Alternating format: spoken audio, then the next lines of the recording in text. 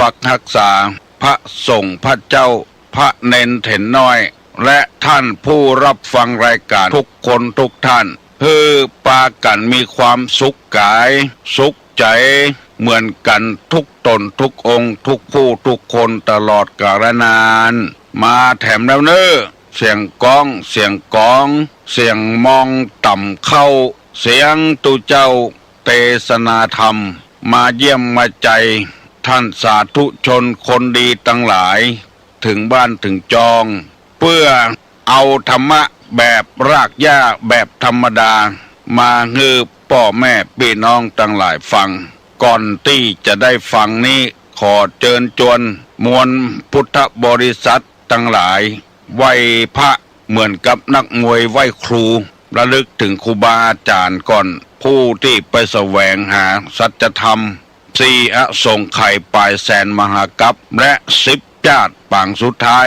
ได้เกิดมาเป็นพญาเวสสันตละตาลเข้าของทรัพย์สมบัติสละบัลลังก์ไปบวชเป็นพระฤาษีตาลเมียตาลลูกบำเพ็ญขนาดหนักจนได้ตรัสรู้เฮาไหว้ครูบาอาจารย์เนี่ยก่อนเนออาลังหังสัมมาสัมพุทโธภควาพุทธังภวันตังอภิวาเทมิกราบสวากขาโตภควตาธัมโมธัมมังนัมสสามิกราบสุปฏิปันโนภควโตสาวกสังโฆสังฆังนะมามิกราบหันทัพมายังพุทธัสสะภควโตบุพาภะคณะมะกะลังกะโลมาเสนะโมตัสสะภะคะวะโตอะระหะโตสัมมาสัมพุทธัสสะนะโมตัสสะภะคะวะโตอะระหะโตสัมมาสัมพุทธัสสะนะโมตัสสะภะคะวะโตอะระหะโตสัมมาสัมพุทธัสสะพุทธังสรณังกัจฉามิธัมมังสรณังกัจฉามิสังฆังสรณังกัจฉามิตุติยัมปิพุทธังสรณังกัจฉามิตุติยัมปิธัมมังสรณังกัจฉามิตุติยัมปิสังฆังสรณังกัจฉามิตติยัมปิพุทธังสรณังกัจฉามิตติยัมปิธัมมังสรณังกัจฉามิตติยัมปิสังฆังสรณังกัจฉามิอิติปิโสภะคะวาอะระหังสัมมาสัมพุทโธวิชชาจรณะสัมปันโนสุขโตโลกาวิทูอนุตตโลปุริสาธรรมสารถิสัทธาเทวมนุษสานังพุทโธภควาติสวากขาโตภควตาธัมโมสันติติโกอากาลิโกเอหิปัสสิโกโอปนะยิโกปัจจัตตังเวทิตโพวินยูหิติสุปฏิปันโนภควโตสาวกสังโฆอุจุปฏิปันโนภควโตสาวกสังโฆญาญะปฏิปันโนภควโตสาวกสังโฆสามิเจปฏิปันโนภควโตสาวกสังโฆ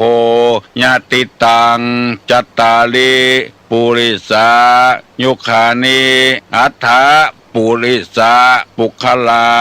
เอสาภะคะวะโตสาวกสังโฆอาหุไนโยปาหุไนโยทักขิไนโยอัญจลิกาละนิโยอนุตตะลังปุญญเขตังโลกัสสาติกราบหนึ่งกราบสองกราบสามมาต่อนนี้ไป จะได้นำเอาสุภาษิตโบราณและพุทธภาษิตในทางพระพุทธศาสนามาเสนอให้พี่น้องผู้รับฟังรายการทุกคนทุกท่านนิมิตตังสาธุรูปานังกตัญญูกตเวทิตาแปลว่าคนใดรู้จักบุญคุณของคนที่ทำกุลไว้ให้เฮาแล้วตอบแทนบุญคุณของเปิ้นเอาน้ำขมิ้นส้มปล่อยไปหดตินหดมือให้เปิ้นบาปที่เราทำมาด้วยกายด้วยปากด้วยใจมันก็จะอันตรธานไปอันนี้เป็นกรรมเชื่อทางคำโบราณคนเก่าคนแก่แล้วก็ประยุกต์ก็ในพุทธศาสนาเรียกว่ากตัญญูกตเวทิตาส้มปล่อยนี่มีฤทธิ์ตามที่เราได้ศึกษาเล่าเรียนมาว่า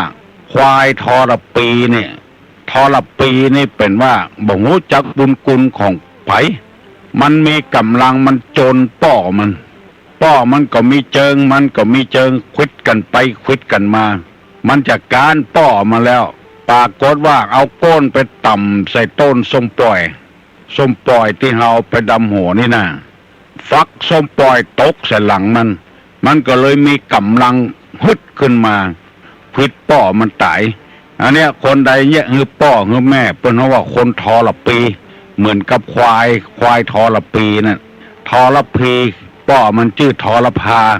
ลูกมันชื่อทรปีควิดลูกโกดควิดป้อมันตายเพราะส้มปล่อยตกใส่หลังควายทรปีนั่นมีกำลังเพราะฉะนั้นคนเอาชาวพุทธทั่วไปแล้ว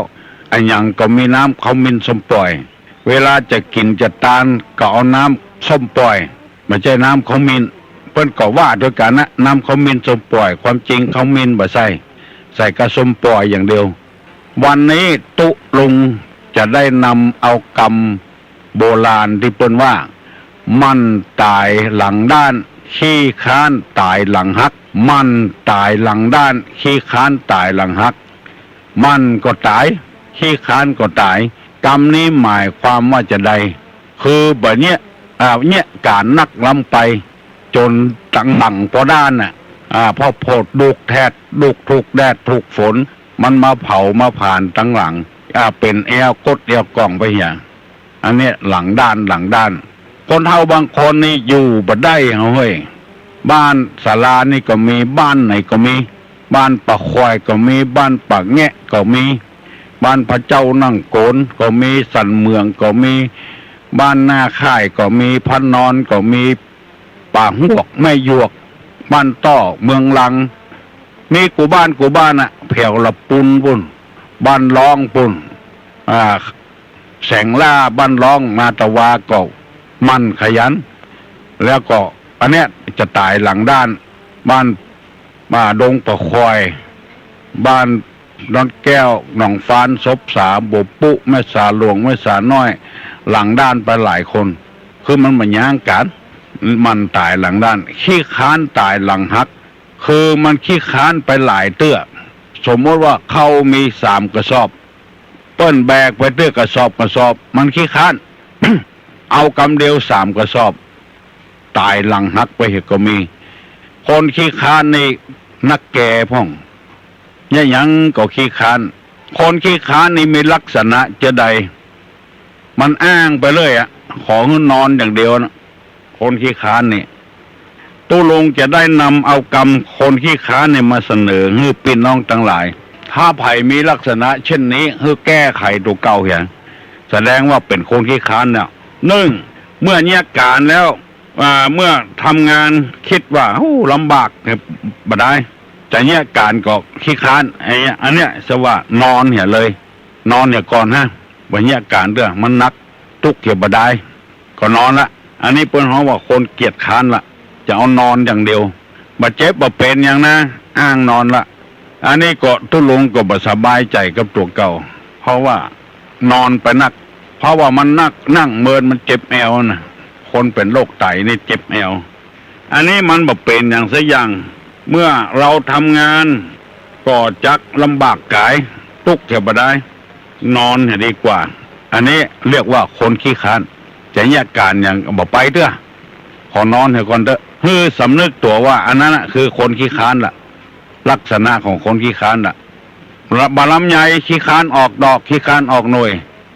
เสี่ยงปุ๋ยเหี่ยบดายมันมีประโยชน์กับบ้านกับเมืองเขาก็ตัดเอาแปลงหลวบ่ม่วงบ่หน่วยบ่นาวบ่หน่วยบ่โอบ่หน่วยมันขี้ค้านหน่วยมันเหมือนเขาก็ตัดละคนขี้ค้านนี่จะอ้างว่าอย่างเงี้ยโอ้ตุกกายเหี่ยบดายนอนให้ก่อนเถอะคนขี้ค้านจะมีลักษณะเช่นเนี้ยภายเป็นคนลักษณะเช่นนี้มักนอนเนี่ย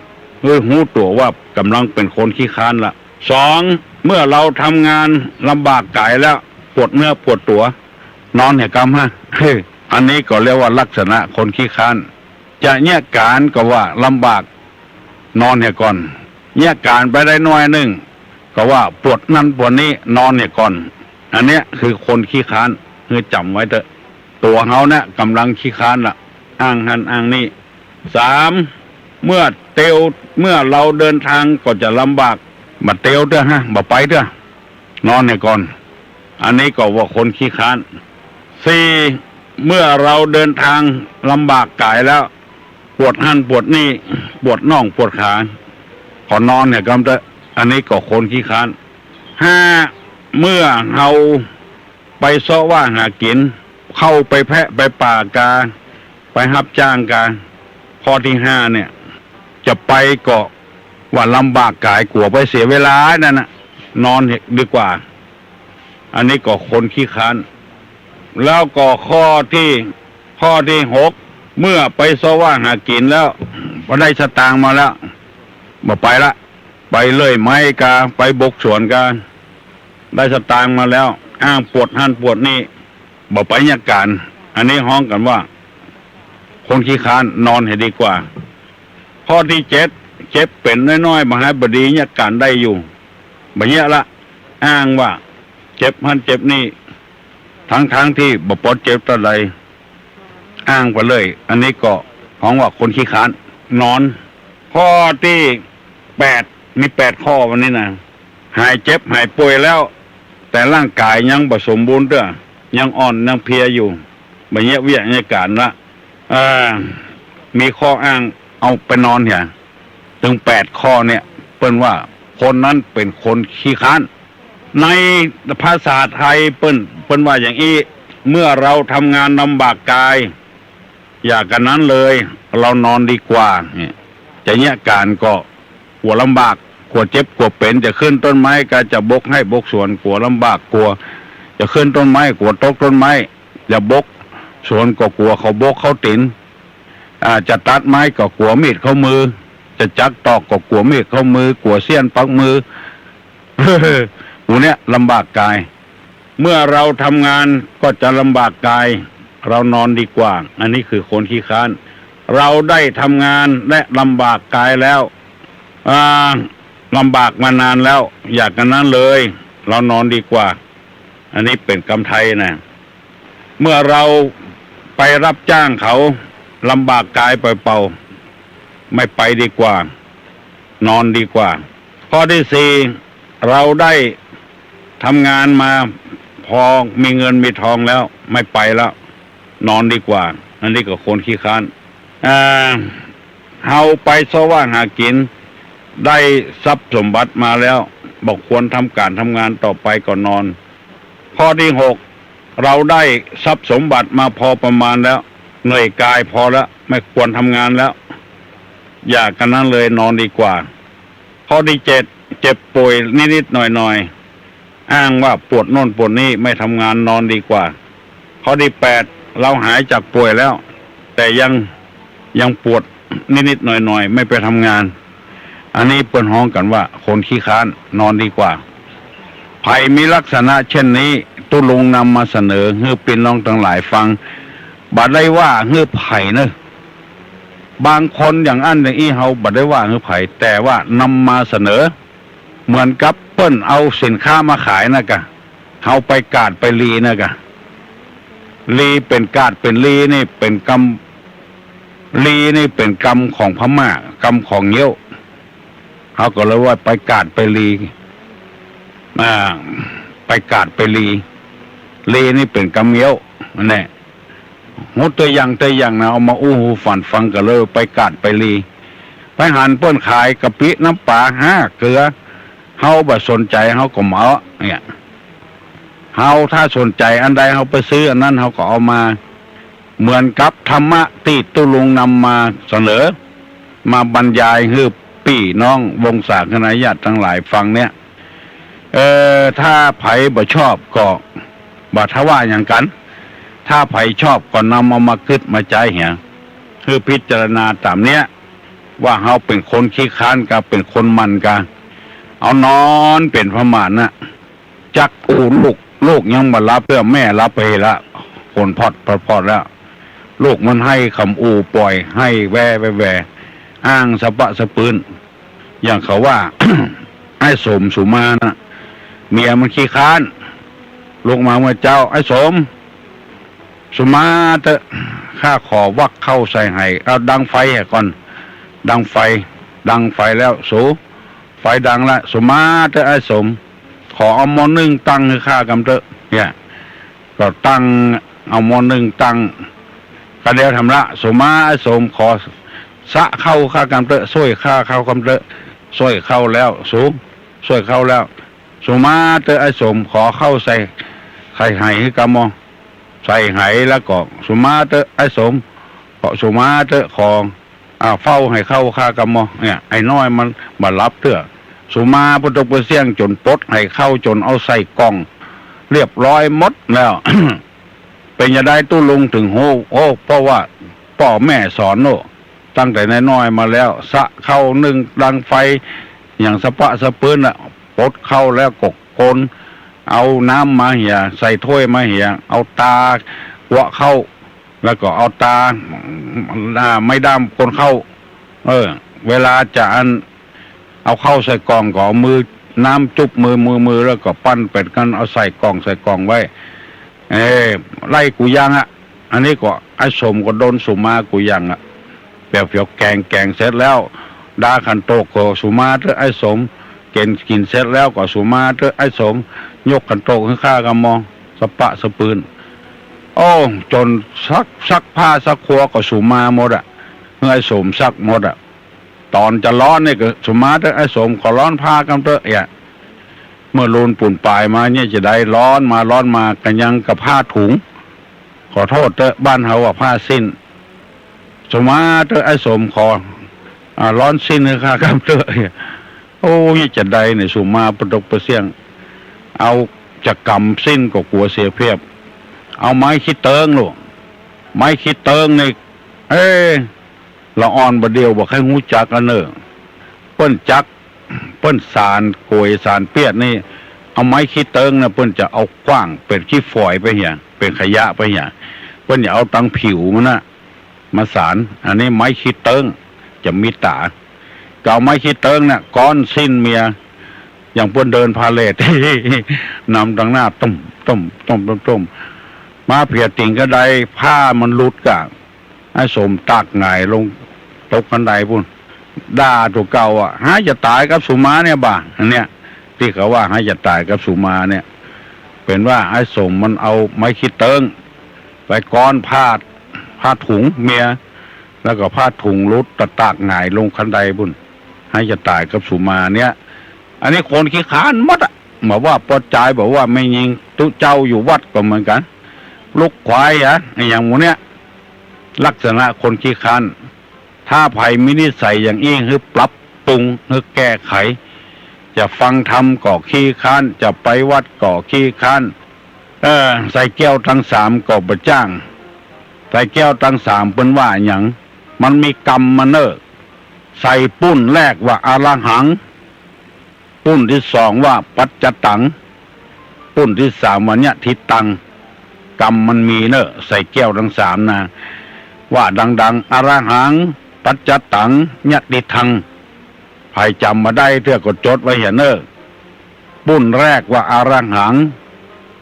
ปุ้นที่สองว่าปัจจตังปุ้นที่สามว่าเนี่ยทิตังอรหังปัจจตังเนี่ยติตังอรหังปัจจตังเนี่ยติตังจำไว้เนอะมามีนะตัวเจ้าอวดลวกอย่างตุลุงเลยนะนำมาเสนอนำมาสอน เปิ้นมีกรรมของเปิ้นกูกรรมอ่ะอันนี้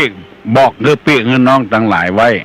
ไผมีลักษณะอย่างอี้เนี่ยแสดงว่าเป็นคนขี้ค้านละบ่ขยันละคือปฏิบัติไปตามนี้คือหนึ่งบ่ลำบากกายจากเนี่ยการเนี่ยงานทำไปเด้อบ่กลัวลำบากบัดทีเขาออกกำลังเป็นหมู่ยังบ่กลัวลำบากมันม่วนกันก็เปิดเพลงเนี่ยจะเนี่ยอย่างอื่นนี่กลัวลำบากกายแล้วบ่เนี่ยการเอานอนเป็นพระมารนอนนักในก็บ่ดีนั่งนักก็บ่ดีเตวนักก็บ่ดีเอาหมอกปอให้พอดีเนี่ยนอนพอให้พอดีเนี่ยนอนไกวอู่ลูกยังหมดรับแม่มันขนพอดละหมูนี่เป็นต้นจะไปลำบากกายธรรมชาติสร้างให้มันมาเนี่ยการ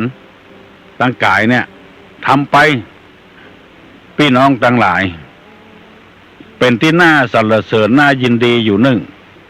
คือว่าคนงานต่างดาวเนี่ยมาเนี่ยการบ้านเฮาวันร้อยซาวยังสูงกว่าวัน150คนไทยเนี่ยชอบใจคนงานต่างด้าวเพราะราคามันถูกกินเปิ้นก็บ่กินอย่างนักกันนะพริกเกลือกินกับข้าวไปละมีกำลังละบ่ให้บ่ดีผู้กินไปละวัน100ซาวเนี่ยมีเงินเก็บส่งไปทางบ้านถ้าเมียมาก็ส่งไปให้ผัวมาก็ส่งให้เมียลูกมาก็ส่งให้พ่อให้แม่มาก็ส่งให้ลูกให้เต้าถ้าบ่เชื่อตุลุงลงไปถามเถอะได้ยินข่าวว่าคนที่มาขายแรงงานเนี่ยคนต่างด้าวเนี่ยมาอยู่เมืองไทยเนี่ยฟังตุลุงว่ะปากันฟังอันนี้มันบ่ใช่ต่างด้าวตัวใดบ่ใช่มันอยู่เขตพม่าแต่ว่าเปิ้นในเป็นคนเนี่ยต่ำใกล้ๆบ้านเฮาเนี่ยเมืองไงอย่างเนี้ยเมืองเจียงตุงเมืองอย่างหมู่เนี่ยบรรยากาศบ้านเฮาเปิ้นมีเงินเนี่ยเปิ้นบักคั้นตะวันฮ้อนเพ่งก็เนี่ยการอยู่ก็บ่หันเปิ้นเจ็บเปิ้นเป็นอะไรหยังกินเปิ้นก็บ่กินทีอย่างเฮามุลีก็บ่สูบเหล้าก็จะกินพ่องบ่กินเป๊ะปะหายอย่างเฮาอันนี้ของคือคนมั่นขยันอันนี้ในตามพุทธภาษิตเป็นว่าอย่างนี้จะไปกลัวมันลำบากจะไปกลัวมันทุกข์มันยากร่างกายนี่สร้างมาให้ยาการหมดข้อแขนตั้งแต่เก้าแห่นี่ก็มีข้อต้วงได้ข้อศอกนี่ก็ข้อพับแล้วก็นิ้วมือแถมมีข้อแขนแถมโป้งได้นิ้วมือก็มีข้อแต่ละข้อเนี่ยเพิ่นสร้างมาให้ทำงานหมดบัดใจเป็นอาวุธอย่างสิอย่างอาวุธของคนในบ่มีสิอย่างควายนี่ยังมีเขาจนกันขี้กุ้งก็มีแข้งดีดกันม้าก็มีแข้งดีดกันหมูก็มีปากบุญม้าก็มีเขี้ยวเสือมีเขี้ยวมีอาวุธหมดคนเฮานี่บ่มีอย่างเอาเป็นอาวุธมือก็บ่ใช่มือสร้างมาไว้ให้ยาการตีนก็บ่ใช่สร้างมาไว้ให้เตียวอาวุธของคนนี่ก็คือสติปัญญานะอาวุธของคนยาการวันค่ำได้น้อยคนที่ใจสมองได้นักอย่างที่ได้ยินข่าวว่าเปิ้นก่อมอบกันเปิ้นจ้างกันไปเปิ้นฮื้อคนร้อยหัวหน้าคิวเอาไปอย่าง10 บาทแล้วก็คนได้ไปก่อมอบได้90 บาท10 บาทถ้า10 คนก็ได้100 บาทละถ้า20 คนก็ได้200 บาท30 คนก็ได้300 บาทคนกินหัวคิวแบบนี้อย่างสักอย่างได้300คนไป30 คนได้คน90 บาทเพราะเขามันใจสมองใจมันสมองเป็นอาวุธเพราะฉะนั้นอย่าไปลืมว่าคนเขามีตีนมีมือเป็นอาวุธอย่าไปคิดว่าอย่างนั้นนักปราชญ์อาจารย์เพิ่นว่าอาวุธของคนก็คือมันสมองคนที่มีมันสมองเนี่ยรวยเว้ยแล้วก็จนเว้ยตัวเหมือนกันเพราะฉะนั้นตีนมือเนี่ยใจไปจะไปอ้างว่าปวดหั่นปวดนี่มันถึงมียารักษาโรคอยู่คนลักษณะเช่นนี้เป็นคนมัน สองเมื่อได้ทำงานลำบากกายแล้ว ก็อย่าไปนอนมันฝึกไปมันถึงคล่องไปคนเดียวเมื่อหดทีนี่จะมีน้อยปวดนั่นปวดนี่เงินมันเกยไปมันก็จะหายไปคือแก้ด้วยวิธีเนี้ยเมื่อเอาเตียวตังจะเตียวตังกับบ่เตียวลำบากเอารถไปรถทิพย์ก็ลำบากเอารถเครื่องไปหมู่เนี้ยมันย่ามไปเห็นแล้วเตียวบ่ได้แล้วเพราะฉะนั้นบ่ให้พอดีเสี่ยงกับน้ำมันรถก็เตียวไปในบ่ฮื้อใจจ่ายสุรุ่ยสุร่ายเมื่อเตียวไปแล้วอ่อนไปให้พอดีเตียวไปแถมมันเข้ามันก็จะหายไปคนเดียวมันคล่องมันชำนาญไปแล้วเมื่อเอาไปรับจ้างมันบ่ได้จะไปฟังนอนเถอะไปแถมเมื่อไปได้ไปแล้วเหนื่อยกายก็ไปแถมเหมือนเข้าก็ได้คนเดียวเมื่อได้ของมาแล้วเฮือเอามาแถมจะไปฟังนอนกินนั่งกินเถอะเจ้าบ้านเจ้าจองไผ่ก็ตามเถอะได้แล้วได้แถมมันเปาะบางรายนี่ได้สตางค์มาแล้วรับเงินเดือนมาแล้ว2 วันแรก3 วันแรกต้นเดือนบอกไปเถอะสตางค์พอจะหมดไปแถมมันเหมือนกับน้ำที่อยู่ในหม้อตักไปเรื่อยๆมันบอกออกมันเหมือนน้ำในบ่อน้ำในบ่อนี่มันออกบ่อมาแถมมัน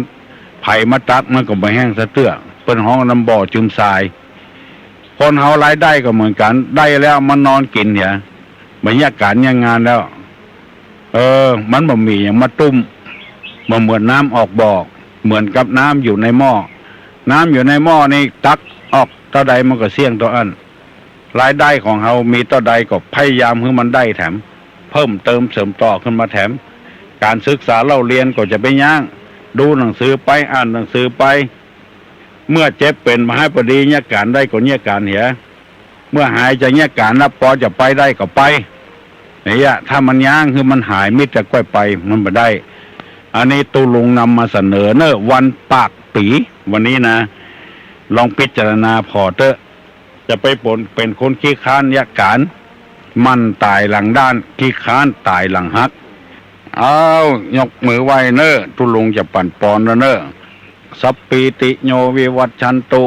สัพพะโรโควินัสสตุมาเตภวะตนตรายโยสุขีทีขายุโกภวะอภิวาธนสีริสันิจังวุธาปจายโนจัตตาโลธรรมาวัฏันติอายุวันโนสุขังปลัง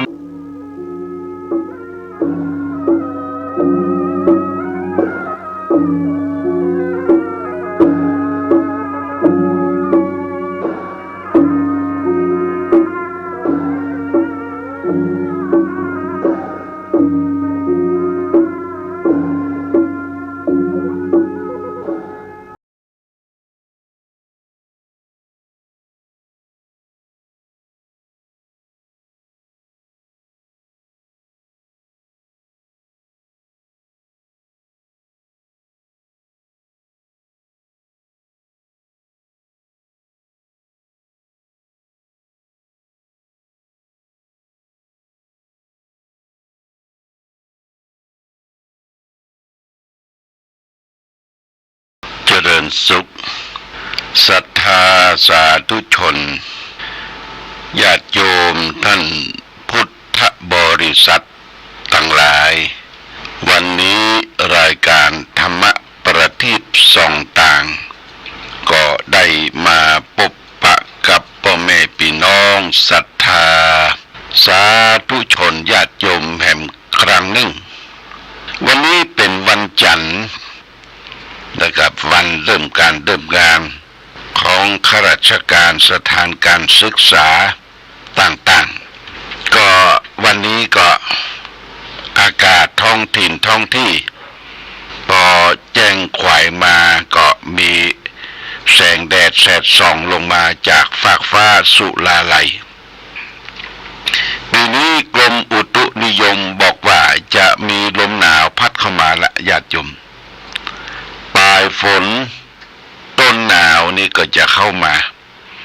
หน้าหนาวนี่ก็ออกพรรษานี่ก็จะมีหน้าหนาวบรรยากาศท้องถิ่นท้องที่อากาศหนาวเป็นอากาศที่ดีนะอากาศที่ดี อย่างต่างประเทศประเทศยุโรปประเทศอเมริกาประเทศญี่ปุ่นที่คนนิยมกันไปเที่ยวไปแอวก็มีอากาศหนาวมีหิมะตกก็ทำให้บรรยากาศที่นั่นแช่มชื่นเบิกบานแจ่มใสเป็นอากาศที่ดีสำหรับผู้คนที่อยู่ในผืนโลกใบนี้ตรงกันข้ามกับอากาศที่แห้งแล้งแห้งขอดประเทศที่ได้รับผลกระทบจากฟ้าฝนบ่เคยตกลงมาน้ำในผืนดินแห้งแล้งแห้งขอดบ่มีการกระทำการกสิกรรมเพาะปลูกอย่างเป็นประเทศแอฟริกาเนี่ยคนสูงดำที่เปิ่นเลี้ยงควายเลี้ยงวัวอยู่ตามท้องทุ่งท้องนาน้ำแม้แต่จะกินนี่ก็เสาะหายากลำบากแต่เฮามาดูว่า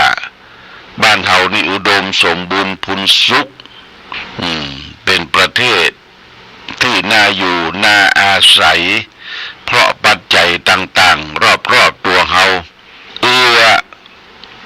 อำนวยให้เฮาได้อยู่ได้กินได้ใช้ประโยชน์ต่อจากธรรมชาติทีนี้ประเทศที่สมบูรณ์นั่นก็คือประเทศที่เหมาะแก่การกสิกรรมการเพาะปลูกมีน้ำไหลไฟสง่ามีน้ำไหลไฟสว่างมีงานทำคนมีงานทำการกสิกรรมเพาะปลูกและนอกจากนั้นก็มีบัณฑิตนักปราชญ์ท่านผู้รู้อยู่ในประเทศเช่นเรามีวัดป่าอารามมีตุเจ้าประสงค์เป็นผู้นำทางจิตทางวิญญาณคอยแนะคอยนำชักจูงให้เราสร้างสมแต่บุญกุศลคุณงามความดีนี่เป็นส่วนหนึ่งที่จะทำให้ประเทศของเราอุดมสมบูรณ์พูนสุขโดยที่อยู่ที่อาศัยในช่วงนี้เป็นช่วงที่รัฐบาลจะต้องฟื้นฟูเรื่องของเศรษฐกิจของบ้านของเมืองเศรษฐกิจที่ดีนะก็คือผู้คนมีเงินจับจ่ายใช้สอยลงทุนลงแรงรัฐบาลเปิ้นก็ปั่นเงินให้แก่คนที่ด้อยโอกาสคนที่ทุกข์ยากลำบากคนละ10,000 บาทกำลังรับกันมาได้หลายงวดละญาติโยมแต่ว่าคนที่รับมีสตุ้งสตางค์ต้องบริหารจ้างมันเคยมีเงินมีทองใจบริหารไปจ้างก็แป๊บเดียวก็หมดเป็นว่าเอาเงินบริหารเงินที่มาใช้จ่ายน่ะเพื่อให้เศรษฐกิจมันเฟื่องฟูจับจ่ายใช้สอยซื้อกันแลกเปลี่ยนกันแต่บางคนบักคิดอย่างนั้นคือว่ารัฐบาลเปิ้นให้เราจะเอาไปใช้จ่ายอย่างก็ได้แต่เราต้องรู้ต้องเข้าใจจะไปลึกจะไปหลืนนำไปเนาะเขาก็ใช้จ่ายให้มันเป็นประโยชน์ต่อตัวเองครอบครัวสังคมถือโภคทรัพย์มีเงินมีทองแล้วก็ใช้จ่ายให้มันเป็นประโยชน์บางคนเอาเงินทองนั้นมาเฉลิมฉลองกันพิษข้องมองใจเอาละกุยตีกันบุบกันในวงเล่านะคนเฮาเนี่ยเนาะมันบ่ฮู้จักสำนึกตัวพอมีเงินมีทองเข้ามาก็จะเฉลิมฉลองกันละบางคนอิ่มปี้พีมวนเอาเงินเอาทองมาแบบใจอย่างละเก็บละเนี่ยเป็นให้ใช้จ่ายนะใช้จ่ายให้มันเป็นประโยชน์ซื้อนั่นซื้อนี่มันจะได้สารพัดพัดเปลี่ยนกันในสังคมมนุษย์มีการซื้อขายจ่ายแลกเพื่อว่าฟื้นฟูเศรษฐกิจก การดำเนินชีวิตที่จะต้องเอื้ออาทรต่อกันนี่ญาติโยมอันนี้เงินทองเป็นจะหยิบยื่นปันให้แก่คนที่ไร้โอกาสและมีเลขประจำตัวท้ายโดยเลขนั่นเลขนี้แต่ตุเจ้าบ่ได้เนอะญาติโยมตุเจ้าเป็นคนนอกเส้นบ่ได้ตัวเพิ่นแต่ตุเจ้าก็ได้รับความอุปถัมภ์อุปถากจากญาติโยมท่านสาธุชนทั้งหลายคืออยู่วัดวาอารามได้รับการอุปถัมภ์อุปถากหลายอย่างหลายประการโดยน้ำโดยปัจจัยสี่คืออาหารบิณฑบาตผ้านุ่งหัวใบจีวรจัดเสนาสนะให้อยู่แล้วก็ดูแลเรื่องโรคภัยไข้เจ็บนานาต่างๆนี่เป็นชาวพุทธที่เราพึงกระทำคือแก่สังฆประสงค์ชูสมณชีพราหมณ์สมณชีพราหมณ์นี่เป็นเรื่องที่เราอยู่ร่วมกันอย่างสร้างสรรค์และมีความสุขวันนี้จะเอาหลักธรรมนำมาฝากคือแก่ญาติโยมหลักธรรมนี้เป็นคลังธรรมเรื่องของมูลเหตุแห่งความชั่วและมูลเหตุแห่งความดีมูลเหตุคือรากเหง้าของอกุศลมูลกถาว่าโดยรากเหง้าของอกุศลมูลมี3ประการคือ1โลภะอยากได้2โทสะคิดประทุษร้ายเขา3โมหะหลงไม่รู้จริงพระพุทธเจ้าตรัสไว้ในพระไตรปิฎกเล่มที่20หน้า960ว่าตีนิอากุศลมูรานิโลโภอากสุลมูรังโทโสอากุศลมูรังโมโหอากุศลมูรังแปลว่าอากุศลมูล3คืออากุศลมูลคือโลภะ1อากุศลมูลคือโทสะ1อากุศลมูลคือโมหะ1โลภะโทสะโมหะเกิดขึ้นในตนย่อมเบียดเบียนตนมีจิตใจชั่วช้าเหมือนขุยไผ่เกิดขึ้นย่อมเบียดเบียนต้นไผ่ฉะนั้นญาติโยมก็ลองนั่งนึกตึกตรองดูความโลภความขี้โกรธโทโสโมโหและความหลง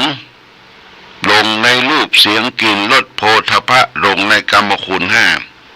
5โลภโกรธหลงเนี่ยถ้ามันกุ้มรุมสุมจิตใจเฮาย่อมเบียดเบียนคนให้มีจิตใจชั่วช้านะญาติโยมนะเพราะว่าเหมือนขุยไผ่ต้นไม้ไผ่มีขุยละเกิดขึ้นมาขุยไผ่เกิดขึ้นย่อมเบียดเบียนต้นไผ่ให้ตายฉะนั้นต้นไผ่จะตายนี่ก็มีขุยมันออกขุยก่อนต้นไม้ไล่ไม้ไผ่นี่ออกดอกออกดวงมีขุยมันก็จะปาต้นเก่าต้นเดิมน่ะตายไปโดยกิเลสที่เกิดขึ้นจากความโลภความโกรธความหลงก็เหมือนกันเตาสะสมมักมงอยู่ในจิตในใจอยู่ตลอดเวลาเนี่ยมันทำลายของสุขภาพจิตสุขภาพกายเฮาเนี่ยสุดสมลงญาติโยมนะจิตใจบ่ตั้งมั่นชั่วช้ามีแต่โลภโมโทโสแล้วก็ร่างกายก็สุดสมไปด้วยจิตใจที่บ่ตั้งมั่นนั้นอันนี้คืออกุศลมูล3อย่างคือรากเหง้าที่เป็นความชั่วความโลภความโกรธความหลงทีนี้กุศลมูลกถาว่าด้วยรากเหง้าของความดีกุศลมี3เช่นเดียวกัน แต่กี้เขาว่าโลภะโทสะโมหะเปิ้นจะเอาอ่างมาตำมาเติมเข้าข้างหน้าเลยว่าอะโลภะอะนี่แปลว่าไม่เนี่ยอะนี่แปลว่าไหวแปลว่าน้องอนุชาแปลว่าน้องอนุก็คืออนุภรรยานี่คือภรรยาน้อยอนุนี่แปลว่าไม่น้องลงมาอโลภะข้อหนึ่งเนี่ยไม่อยากได้สองอโทสะไม่คิดประดุษร้ายเขาสามอโมหะไม่หลงตีนิกุศลมูรานิอโลภะกุศลมูลังอโทโสกุศลมูรังอโมโหกุศลมูรังกุศลมูลสามอย่างกุศลคืออโลภะหนึ่งกุศลคืออโทสะหนึ่งกุศลอโมหะหนึ่งเนี่ยเมื่อกุศลมูลที่เราได้ดำเนินเนี่ยไม่คิดโลภไม่คิดโกรธหลงไม่คิดโกรธไม่คิดหลงต่อกามคุณห้ารูปเสียงกลิ่นรสโผฏฐัพพะเราก็กำจัดความโลภความโกรธความหลงออกไปจิตใจเขาก็เบาเมื่อจิตใจเบาร่างกายก็ชดชื่นแจ่มใสไม่ต้องไปสะสมมักมมอย่างนักมากจนเกินไปญาติโยมนะคนเราถึงวันปัจจุบันเนี่ยคนนอนบ่หลับกระซับกระส่ายด้วยเหตุเพศภัยหลายอย่างเหตุเพศภัยที่มองหันชัดๆก็คือความทุกข์ความยากความลำบากบ่ได้กินขัดสนต่ออัตภาพชีวิตเนี่ยนอนบ่หลับคุณคิดอยู่ตลอดเวลาว่าจะเอาที่ไหนมาเลี้ยงมาดูมาสู่มาตำลูกหลานครอบครัวให้อยู่เย็นเป็นสุขนี่ส่วนหนึ่งคือนอนบ่หลับนอนบ่หลับส่วนที่สองก็คือมีเงินมีทองวิตกกังวลต่อเงินทองเข้าของที่ได้มาจะเอาไปใจจ่ายที่ไหนมันนักหนาปาป้านเกินกว่าความใจจ่ายบ่ได้คิดบางทีก็บ่ได้คิดเอาไปทำบุญสุนทานบอกกล่าวแก่สาธารณประโยชน์อันนี้สิ่งที่นอนบ่หลับแห่งส่วนหนึ่งวิตกกังวลต่อสมบัติพัสถานเข้าของเงินครองของตนเองที่มีอยู่อันนี้ประการที่สองนอนบ่หลับประการที่สามเกิดจากความวิตกกังวลต่อโรคภัยไข้เจ็บโรคภัยไข้เจ็บกำเมืองเปิ้นว่าเป็นโรคตาแจ้งโรคตาแจ้งคืนหุ่งมันตึงบ่หลับนะญาติโยมมันปิ้นซ้ายปิ้นขวาคูดญาติต้องหายุกหายายานี่ครับตาลับตานอนเดี๋ยวญาติโยมยาที่เขากินทุกวันก็เหมือนกันจะเป็นยาโรคเกาต์เบาหวานยาโรคหัวใจนี่บางคน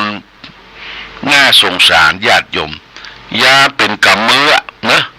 กินข้าวแล้วยาเป็นกำมือ9 เม็ด10 เม็ดพุกเข้าปากแล้วเอาน้ำขลองลักยาทั้งหลายทั้งปวงมียาแก้ปวดยาคลายเครียดยาวิตามินมีอันหมดอันเนี้ยมันก็ไปกระทบต่อร่างกายไปกระทบต่อไตเฮาเนี่ยไตเฮานี่มันกันกรองของเสียออกจากร่างกายเมื่อไปกระทบต่อไตเป็นโรคไตและญาติโยมเป็นโรคไตระยะที่1ที่2ที่3สุดท้ายไตวายบัดทำงานต้องไปฟอกไตละเนาะไปฟอกไตอย่างที่เฮาอยู่กันถึงวันเฮาหมูกะที่เป็นไปฟอกโลหิตฟอกไตนะมันทึดเนี่ยญาติโยมที่โรงพยาบาลนี่นะบางคนก็ไป3 วันไปบางคนก็7 วันไปบางคนก็ไปวันเว้นวันทึดไปฟอกไตกันที่ไปฟอกไตกันผลกระทบก็คือ นบางส่วนบางท่านอย่างคนใจแรงงานเนี่ยญาติโยมนะคนใจแรงงานแบกหามแบกหามออกรถออกรางนี่จะต้องใช้กินน้ำที่กระตุ้นน้ำที่กระตุ้นมีน้ำอย่างพ่องญาติโยมแก้ให้หลับแก้ง่วงเหงาหาวนอนดื่มเข้าไปกระปี้กระเป๋าแต่มันไปทำลายไตเด้อมันทำลายไตเนี่ยญาติโยมถ้าไตเขาเสียแล้วโอ้ร่างกายทรุดโทรมหน้าตาบ่มีมี่บ่มีมันมีความจำมีความดำไปหาหมอก็โอ้บางอีบ่ได้ต้องฟอกไตต้องฟอกไตละอันนี้ก็เขาก็ต้องศึกษาความอยู่การดำเนินชีวิตการดำเนินชีวิตการกินการอยู่การใช้บริโภคยุกยารักษาไข้ตึงวันเนี่ยมันเป็นยาที่มาจากธรรมชาติยาพื้นเมืองนี่กินนักก็บอกให้ได้นะยาลูกกรยาอย่างต่างๆเนี่ยญาติโยมกินนักก็บอกให้ได้ไตเฮามันจะไปกรองยากยาวิทยาศาสตร์ที่เปลี่ยนแปลงมาจากโรงพยาบาลอย่างเฮาเป็นโรคเกาต์เบาหวานเนี่ยไปเอายาปหอบบ่แพ้โอ้เป็นพลุงพลังก็พยายามรักษาสุขภาพร่างกายยาที่ดีที่สุดคืออยู่ตามรอบตัวเฮาคือพืชพันธุ์ธัญญาหารของกินของใช้โดยเฉพาะอย่างยิ่งกล้วยไต้กล้วยน้ำว้าเนี่ยควรมีไว้ประจำบ้านกินข้าวแต่ละมื้อก็กินกล้วยไต้สักแกนนะนี่อย่างหลวงปู่ทองหลวงปู่พองพระพรหมมงคลวัดพระธาตุศรีจอมทองเนี่ยเป็นมีอายุถึง96ถึงแก่มรณภาพเพราะหลวงปู่เพิ่นรักษาสุขภาพดีพอฉันเข้าแล้วเพิ่นก็มีลูกศิษย์ลูกหาเอากล้วยน้ำว้ากล้วยไต้เนี่ยไป2 ลูกเอาไปตำใบหินมีจอนซ่อมแล้วก็มีน้ำผึ้งเหี่ยก๊อกน้อยน้ำผึ้งก๊อกน้อยหลวงปู่เพิ่นก็จะแก้กล้วยไต้แล้วก็เอาจอนซ่อมตั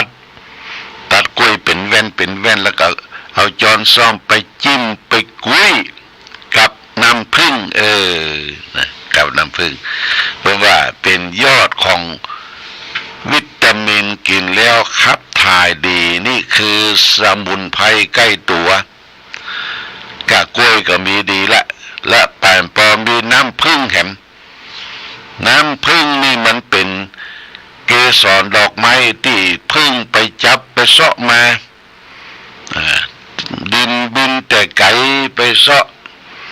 ดอกลำไยไปเสาะดอกหยังจิปาถะเอามารวมกันเป็นรังผึ้งเป็นน้ำผึ้งคือลูกงอนได้ดื่มกินคนก็ไปตีผึ้งเอาน้ำมาบีบเป็นน้ำผึ้งเอามาเป็นยาสมุนไพรในญาติโยมนะอันนี้ส่วนหนึ่งที่เราจะต้องดูแลร่างกายและของกินของใช้ต่างๆอย่าไปกินของที่มันดิบเป็นลาบเป็นก้อยเป็นยาปิกง้วนสารนี่ญาติโยมเราแก่ตัวขึ้นมาก็กินของอาหารที่กินง่ายทายคล่องกินง่ายทายคล่องผักไม้ใส่เขือหน้านี่ก็นอนี่ลำตึกอร่อยเตื้อแต่ว่ามันบ่ค่อยมีประโยชน์ต่อร่างกายประการใดมีอย่างเดียวคือการขับถ่ายได้ดีแกงหน่อคั่วหน่อยำหน่อกับน้ำพริกปูน้ำพริกแห้หน่อปัจจุบันแม่กาดเขาบอกว่าไข่เค็มบ่ค่อยยี่จะมีเปิ้นเอามาขายหน่อปัจจุบันจะเป็นหน่อป้องปลายแล้วญาติโยมไม่ใช่หน่อบุญออกจากในดินเป็นหน่อป้องปลายแล้ว หน่อสูงหน่อบงหน่อสร้างหน่อไม้หวกก็จะสูงแล้วจะแตกเป็นเก้าเป็นกอและหน่อที่สูงนั้นก็จะมีแมงนึ่งหรือว่าด้วงกวางนะด้วงกวางบ้านเฮานี่จะมีกวางแต่ก่อนนี่เป็นเล็กละอ่อนไปเสาะกวางแซมกวางกิมงกวางส้มเอามาเลี้ยงเอามากินอ้อยกวางนี่กินอ้อยนะญาติโยมกินอ้อยแล้วก็เวลาต่อสู้กันเนี่ยมันไปชิงตัวแม่กันแม่อีลุ่มนี่เปิ่งก็จะแปลงก้อนกวางเอาอีลุ่มอยู่ตั้งในทุกระบากดิ้นก็บ่ได้ไปไหนก็บ่ได้แล้วกวางตัวผู้เนี่ยกวางแซมกวางส้งเนี่ยเอามาดมแม่อีลุ่มมันกล้าจิตั้งใต้ตั้งขวาจิตั้งหน้าแล่นไปมันไปปะปบกับกู้ที่บ่ฮู้จักกันก็จนกันจนว่าเขาบึ้งจนกันจะก้านกันไปนี่ก็เพราะตัวแม่นั่นแหละตัวแม่คืออีลุ่มแต่บางคนนี่โอ้จิตใจเหี้ยมเกียมอาฆาตพยาบาทกวางจนการบิดคอกวางว่าปะโทอย่ามาเหี้ยมเกียมบิดคอกวางเนี่ยญาติโยมบาปกรรมทั้งหลายทั้งปวงนะก็มาตกกับคนที่ทำบาปทำกรรมเด้อเจ็บคอเจ็บหัวเจ็บอย่างสะปะนี่บาปกรรมมันติ๊กมานะมันย้อนมาสู่คนที่ทำไปบิดคอกวางไปทำร้ายสัตว์ไปฆ่านกฆ่าหนูฆ่างูบุบตีฆ่าสัตว์ทำการบั่นทอนชีวิตสรรพสัตว์มันเป็นผลสะท้อนย้อนสู่ตัวเราในบั้นปลายเมื่อเฮามีบารมีอ่อนลงมีบุญอ่อนลงและสิ่งทั้งหลายมันจะเข้ามาเนี่ยต้องยอมรับกรรมที่ทำไว้ญาติโยมนะยอมรับกรรมของตนเองที่ทำไว้ทุกท่านทุกคนและต่อไปก็หมั่นสร้างสงฆ์คุณงามความดีไหว้พระสวดมนต์บุญส่วนต่างใจบาตรญาติบกใจนี่กรรมของตนเองที่ทำไว้จากความโลภความโกรธความหลงอันนี้เขาก็จะอยู่อายุยืนเท่าใดก็บ่ฮู้พระพุทธเจ้าบ่ได้บอกนะอายุเขาจะยืนเท่าใดเบิ่งแบ่งอายุไขของคนเนี่ยเฉลี่ยละ90เนี่ยญาติโยม90อายุ3ขั้น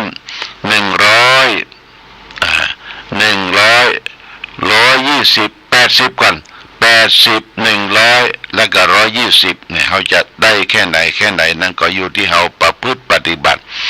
เอาละวันนี้รายการธรรมะประทีปส่องต่างรายการธรรมะประทีปส่องต่างก็ต้องขอลาก่อนขอผู้ฟังจงตั้งมั่นจิตหันษาด้วยธรรมะขององค์พระพุทธาได้นำพาให้เกิดความสุขสงบเย็นขอเจริญพร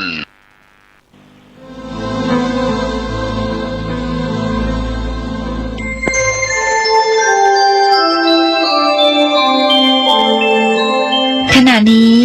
ท่านกำลังฟังสถานีวิทยุกระจายเสียง FM 104.5 เมกะเฮิรตซ์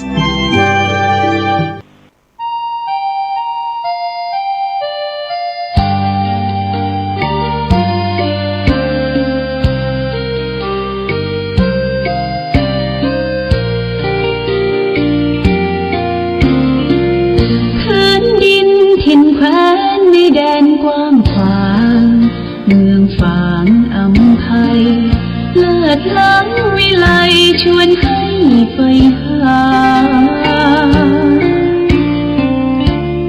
ทุ่งเขาเนาไพรหากใครได้มาม่วนใจนักหนาได้มาแอวเมืองฟ้าทำล้ำเที่ยวทำตักเต่าแดนเก่าโบราณธงชาติและเพลงชาติไทย เป็นสัญลักษณ์ของความเป็นไทยเราจงร่วมใจยืนตรงเคารพธงชาติด้วยความภาคภูมิใจในเอกราชและความเสียสละของบรรพบุรุษไทยประเทศไทยรวมและเชื้อชาติไทยเป็นประชารัฐผ้าไทยของไทยทุกส่วนอยู่ดำรงคงไว้ได้ทั้งมวลด้วยใจล้วนหมายรักษาพันจิตไทยนิรักสงบแต่ถึงรบไม่กล้าเอกราชจะไม่ให้ใครคนดีสละเลือดทุกอย่างเป็นชาติประเทศพลังประเทศชาติไทยต้องเวทีชัยชโย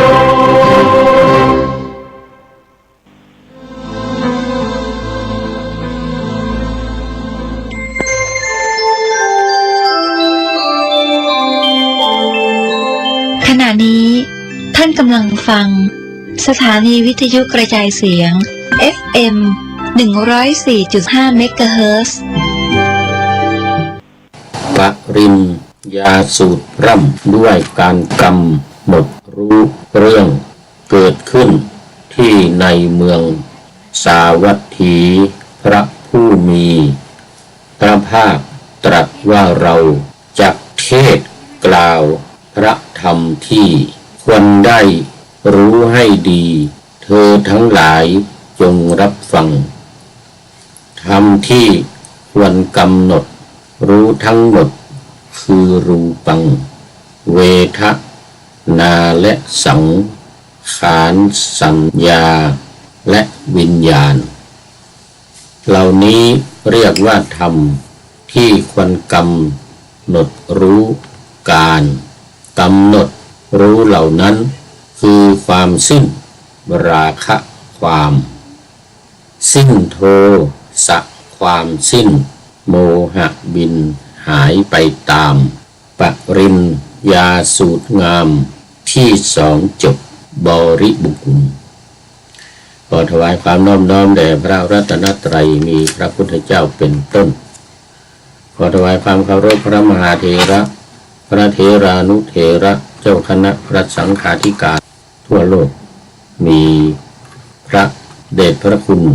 พระธรรมเสนาบดีเจ้าคณะภาค7วัดพระธาตุดอยสุเทพเป็นต้นและขออำนวยพรแด่ท่านผู้ฟังท่านผู้ชมสาธุชนพุทธบริษัททั้งหลายวันนี้รายการพระไตรปิฎกลอยฟ้าก็ลอยมาจากวัดพระธาตุดอยสุเทพเยอรมนีเข้าสู่สถานีวิทยุ5แห่งคือ1สถานีวิทยุพระพุทธศาสนาแห่งชาติและจริยธรรมวัดพระธาตุดอยสุเทพมีพ่อครูวรรณลบนามวงพรหมเป็นผู้อำนวยการอาจารย์พระมหาประสิทธิ์ประสาธิโกเป็นหัวหน้าสถานีและอาตมภาพพระครูปริยัติยานุศาสตร์เป็นผู้บรรยายเป็นประจำทุกวันเวลา 23 ถึง 24 นาฬิกา2สถานีวิทยุเพื่อการศึกษาพระพุทธศาสนาและวัฒนธรรมสสว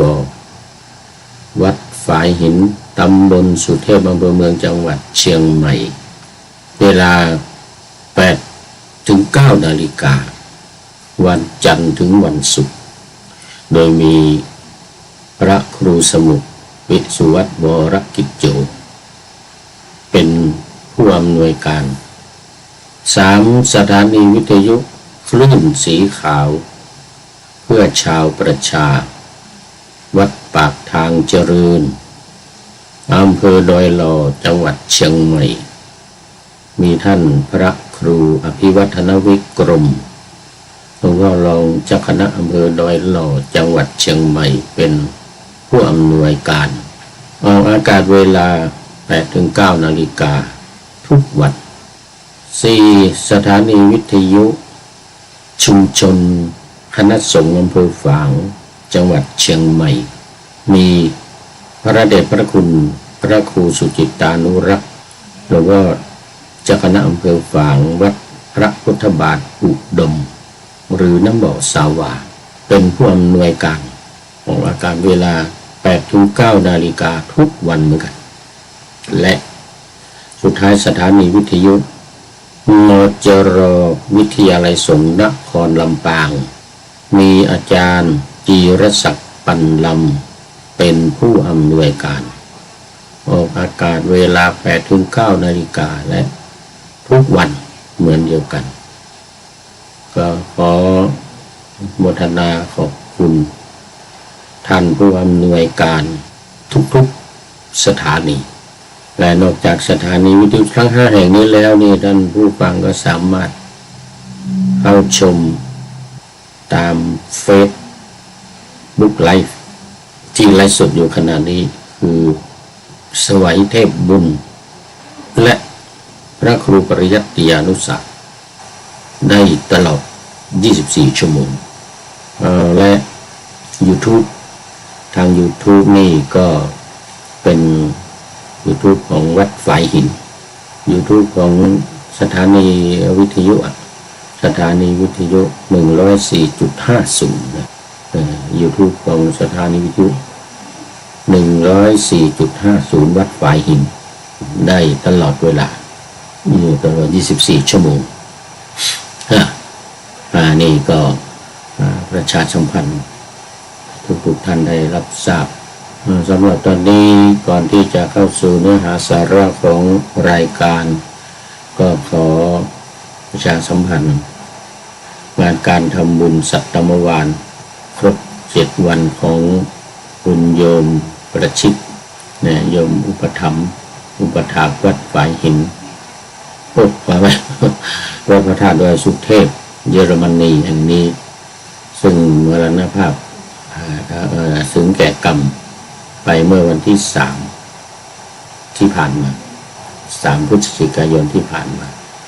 วันพรุ่งนี้วันที่9และวันที่รายการนี้ออกอากาศก็เป็นวันครบ7 วันก็จะได้มีการทำบุญสัตมวานในวันพรุ่งนี้ก็ขอถือโอกาสนี้ประชาสัมพันธ์เชิญชวนญาติโยมสาธุชนญาติสนิทมิตรสหายและพุทธบริษัทสาธุชนคนไทยและคนต่างประเทศในเยอรมนีโดยเฉพาะในเขตซีเกนแฟรงก์เฟิร์ตว่าไปแฟรงก์เฟิร์ตทุกเมืองทั้งเบอร์ลินทั้งบาวาเรียเมืองอะไรเมืองเคิร์นทุกแห่งมาร่วมทำบุญกันเพื่ออุทิศส่วนกุศลไปให้แก่ดวงวิญญาณของคุณโยมประชิตนึกนามสกุลไม่ออกลืมไป ไม่เป็นไรนะเป็นที่รู้จักกันก็กำหนดวันพรุ่งนี้ก็จะได้มีการสวดธรรมนต์มาติกาบางสกุลอุทิศบุญกุศลทักษิณานุปทานคุณดวงวิญญาณของผู้จากไปนะหลังจากนั้นก็จะได้รอคิวไปชาปนกิจศพที่สุสานประจำเมือง 10 ต่อไปซึ่งยังไม่รู้เมื่อไหร่จะได้ประกาศให้ได้รับทราบกันอีกทีหนึ่งเมื่อได้คิวแล้ว ที่นี่เป็นอย่างนั้นเราไม่จะไปกำหนดเองไม่ได้กำหนดเองว่าจะจัดงานชาปนกิจศพวันนั้นวันนี้อะไรเงี้ยไม่ได้ไม่เหมือนเมืองไทยก็ขอประชาสัมพันธ์ไว้ณที่นี้แล้วตอนนี้ก็เป็นเนื้อหาสาระของพระสูตรวันนี้ปริญญาสูตรว่าด้วยการกำหนดรู้ยาธาตุแปลว่ารู้อิปริมานำหน้าแปลว่ารู้ทอบรู้รอบรู้ทั่วรู้ไปถึงเบื้องบนรู้ไปถึงเบื้องต่ำปริญญาเหมือนกับใบปริญญาของผู้จบการศึกษาที่เราไปรับกันใบปริญญาภาษาอังกฤษว่า certificate อะไรทำนองเนี่ยนะอันนั้นปริญญาเนี่ยมันจึงมีความหมายสำหรับผู้รู้หรือคนที่รู้หรือการรู้การกำหนดรู้อย่างเงี้ยนะ ในทางศาสนานี่จะหมายถึงการรู้5ประการดังที่ได้ ปักหน้าธรรมานไว้คือปริญญาสูตรร่ำด้วยการกำหนดรู้เรื่องเกิดขึ้นที่ในเมืองสาวัตถีพระผู้มีพระภาคตรัสว่าเราจักเทศกล่าวพระธรรมที่ควรได้รู้ให้ดีเธอทั้งหลายจงรับฟัง ธรรมที่ควรกำหนดรู้ทั้งหมดคือรูปังเวทนาและสังขารสัญญาและวิญญาณเหล่านี้เรียกว่าธรรมที่ควรกำหนดรู้การกำหนดรู้เหล่านั้นคือความสิ้นราคะความ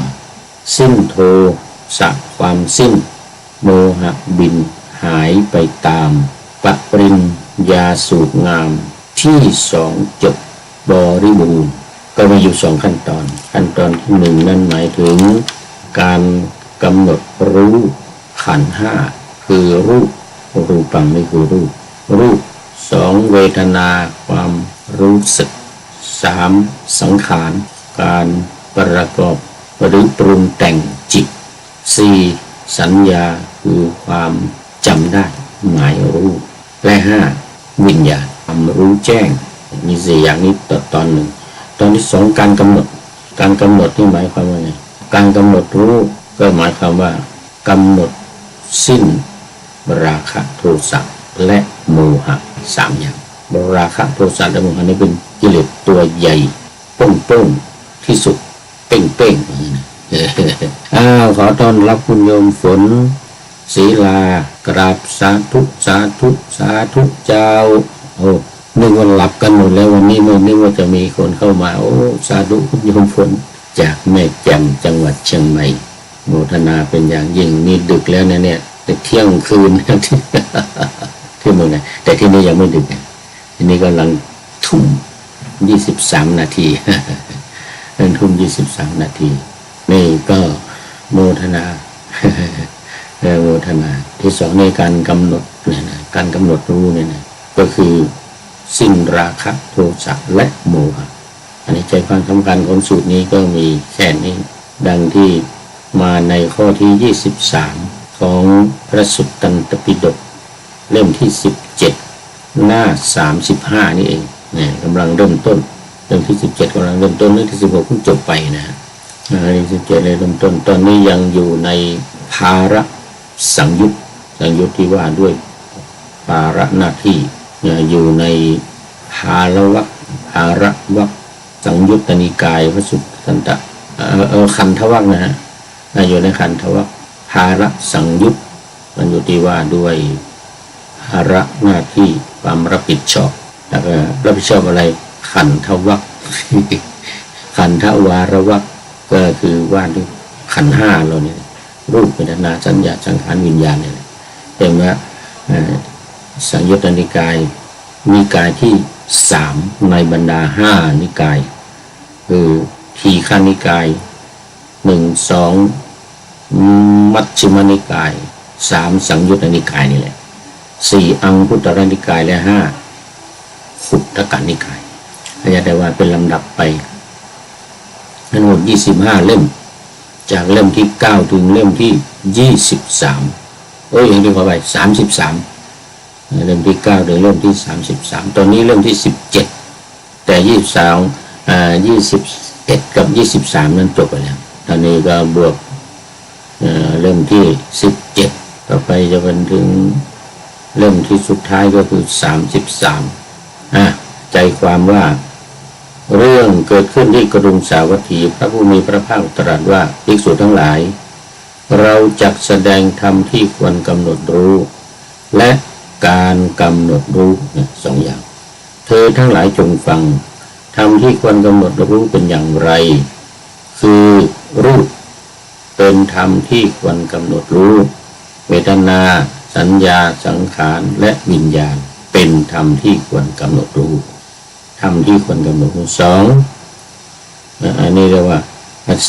การกำหนดรู้ เป็นอย่างไรคือความสิ้นราคะความสิ้นโทสะและโมหะนี่เรียกว่าการกำหนดรู้อันนี้ก็จบไปหนึ่งสูตรวันนี้ต้องได้หลายๆสูตรนะเพราะว่าผ่านมาหลายวันหยุดไป ไปเนื่องจากว่าไปประเทศเนเธอร์แลนด์มาที่ฮอลแลนด์หลายวันตั้งแต่วันที่4กลับมาเมื่อวานนี้ตอนดึกๆก็มาเริ่มจัดรายการวันนี้ได้ไปหลายรายการ สูตรต่อไปเลย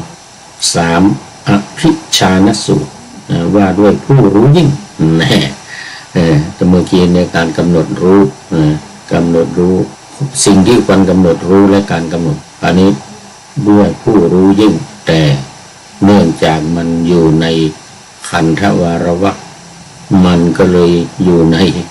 ไม่ว่าจะรู้หรือรู้ยิ่งหรือรู้น้อยรู้มากก็ตามก็ขันธ์ห้าทั้งนั้นนะอยู่ในวรรคใหญ่คือขันธ์ห้าเรื่องเกิดขึ้นที่เดิมที่เก่าแต่เวลาใหม่ แล้วก็ตัวละครผู้แสดงใหม่พระผู้มีพระภาคตรัสว่าภิกษุทั้งหลายบุคคลเมื่อยังไม่รู้ยิ่งไม่กำหนดรู้ไม่คลายกำหนัดไม่ละรูปเป็นต้นเนี่ยเวทนาสัญญาสังขารเลยเป็นผู้ไม่ควรเพื่อสิ้นทุกข์ไม่ควรเลยไม่ควรจะสิ้นทุกข์จะไปควรยังไงเลยไม่รู้จักทุกข์ไม่รู้จักขันธ์ทั้งห้านี่มันเป็นตัวทุกข์นี่เรื่องมันที่มันเป็นตัวทุกข์เพราะอะไรการเข้าไปยึดไปถือถ้าไม่ยึดก็ไม่ถือก็ไม่เป็นทุกข์บุคคลเมื่อยังไม่รู้ยิ่งไม่ควรกำหนดรู้ไม่กำหนดรู้ไม่คลายกำหนัดนี่ก็คือกำหนัดคือความใคร่นะความกำหนัดคือความใคร่ในอะไรก็ใคร่ในรูปสวยรูปงามเสียงไพเราะเพราะเพลงกลิ่นหอมหวนชวนดมรสก็อร่อยรสแล้วก็โผฏฐัพพะหรือสิ่งของที่กระทบกายคือความอ่อนความแข็งความเย็นความร้อนความอุ่นสิ่งที่มากระทบทางเนื้อทางหนังของเราอันนี้เรียกว่ากามคุณหรือคุณแห่งกามความใคร่ที่เป็นคุณนั่นเองใคร่ความอยากความต้องการนี่แหละหรือความกำหนัดคือกำหนัดในกามดังกล่าวมานี้ไม่คลายกำหนัดไม่ละสังขารคือการปรุงแต่งจิตของเราเนี่ยไม่ละการปรุงแต่งเช่นปรุงแต่งเป็นบุญปรุงแต่งเป็นสิ่งที่ไม่ใช่บุญแล้วก็เป็นอเนญชาคือไม่ใช่ทั้งบุญไม่ใช่ทั้งอบุญแต่เป็นกลางๆและอเนญชาพิสังขารการปรุงจิตโดยเฉพาะการประกอบจิตโดยเฉพาะเพราะว่าในสังขารในขันธ์ห้านี่มันเป็นนามมันไม่ใช่รูปไม่ใช่ร่างกายของเรานี้การประกอบร่างกายของเรานี่อยู่นอกขันธ์ห้านี้ก็เป็นขันธ์สองเลยคือกายกับใจขันธ์สอง ไม่ละสังขารเป็นผู้ไม่ควรเพื่อความสิ้นทุกข์แน่นอนถ้าไม่ละสังขารไม่คลายกำหนัดไม่กำหนดรู้นะแล้วก็ไม่รู้ยิ่งแน่นอนก็ยังจมอยู่ในเรื่องของความกำหนัดในเรื่องของกามในเรื่องของความทุกข์แต่ความสุขไม่ละก็ไม่สิ้นความทุกข์ไม่หมดความทุกข์อันนี้ก็เหมือนกันเลยทีนี้บุคคลเมื่อไม่กำหนดไม่คลายกำหนัดไม่ละสัญญาสังขารวิญญาณเมื่อกี้มันลดแต่เวทนามันนะสัญญาสังขารวิญญาณก็ไม่ควรเพื่อความสิ้นทุกข์ภิกษุทั้งหลายก็บุคคลเมื่อรู้ยิ่งซึ่งหมายถึงญาตปริญญานะการกำหนดรู้จักขันธ์รู้เรื่องขันธ์เรียกว่าญาตปริญญาเมื่อไม่กำหนดเมื่อไม่รู้ยิ่งกำหนดรู้คือตีรณปริญญา กำหนดรู้แล้วก็พิจารณาด้วยปริตีแล้วนะปริยามมี3ญาตปริญญาแล้วก็ตีรณปริญญาแล้วก็คลายกำหนัดเมื่อรู้ยิ่งกำหนดรู้คลายกำหนัด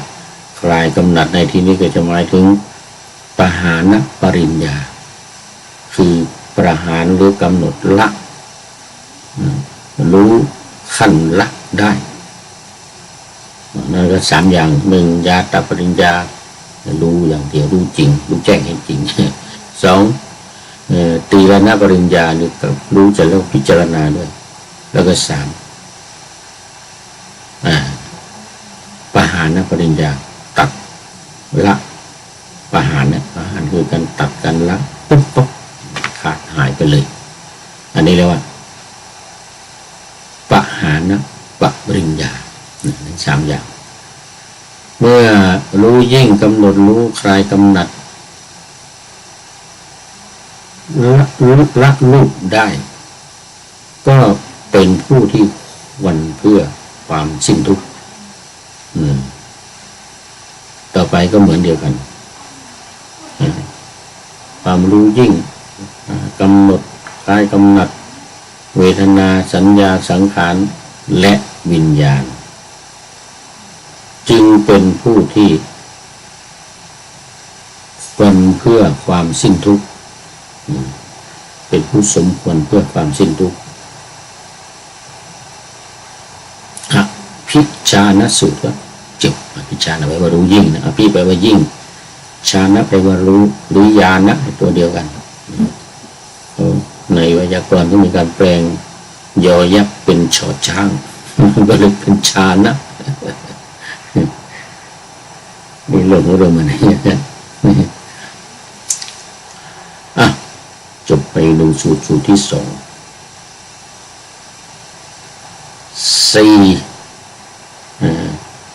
4ฉันทราคะสูตรได้ว่าด้วยการละฉันทราคะก็คือความใคร่อันเดียวกันนั่นแหละในความพอใจใคร่ในความพอใจเรื่องที่25อยู่ในหน้าที่35อยู่เหมือนกันอยู่ในหน้าที่35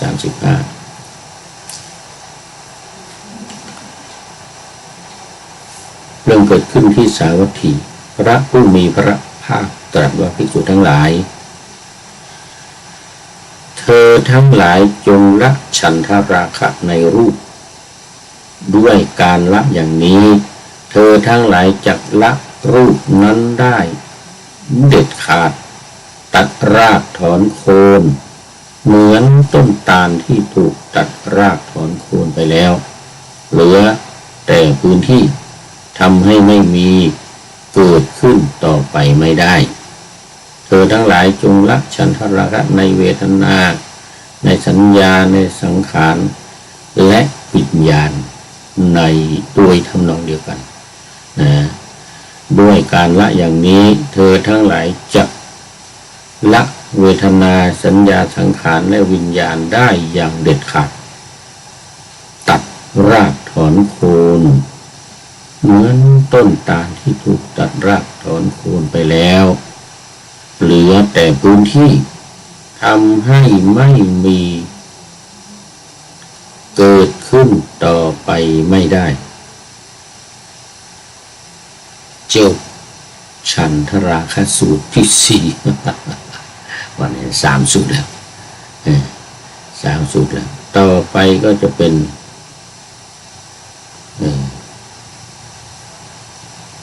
สูตรที่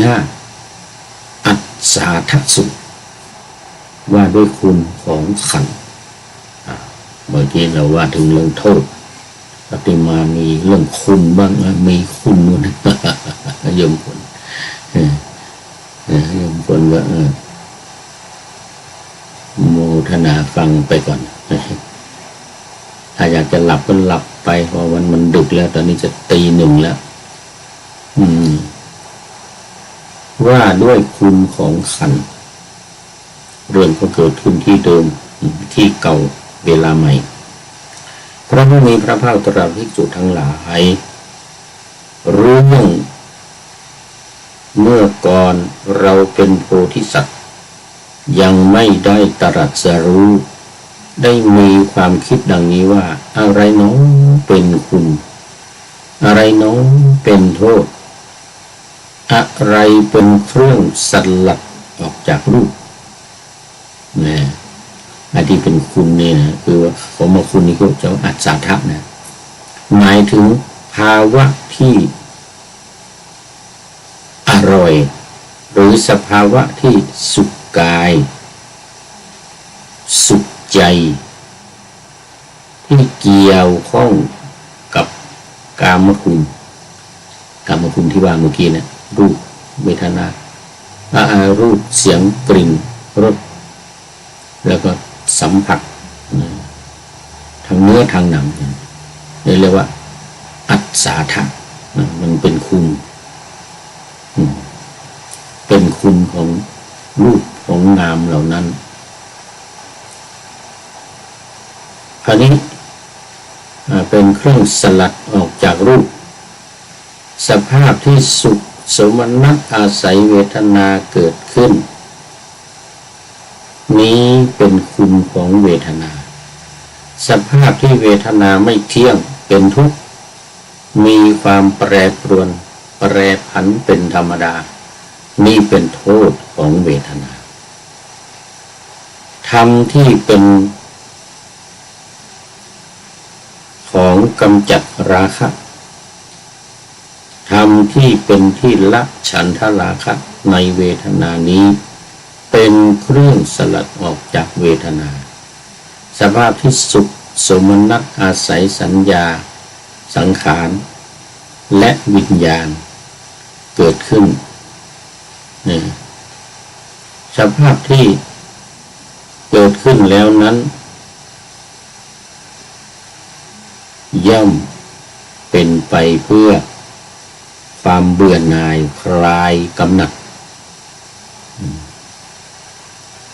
ละคุณที่เกิดจากเวทนาสัญญาสังขารและวิญญาณ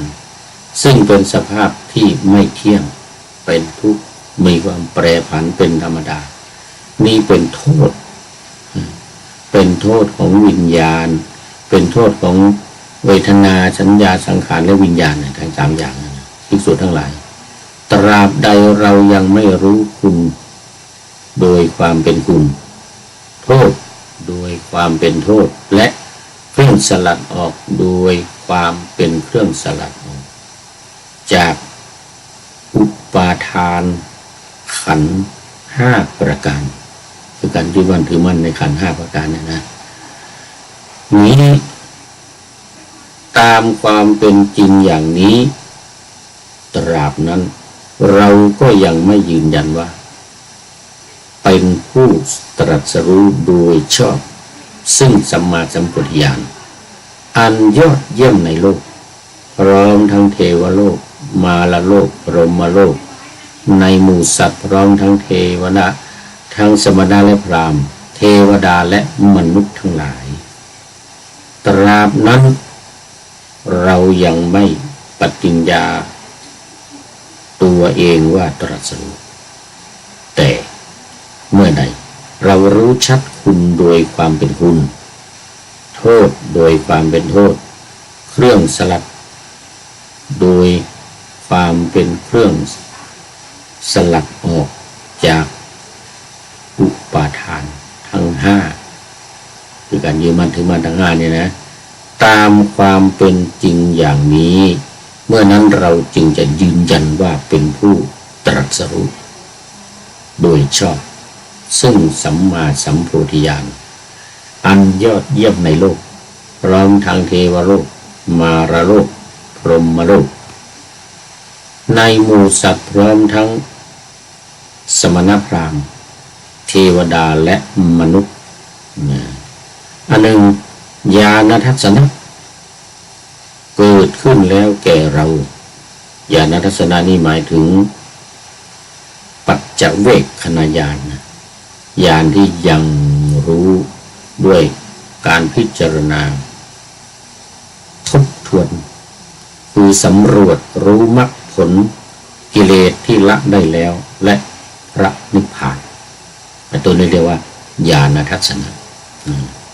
เกิดขึ้นแล้วแก่เราว่าวิมุตติ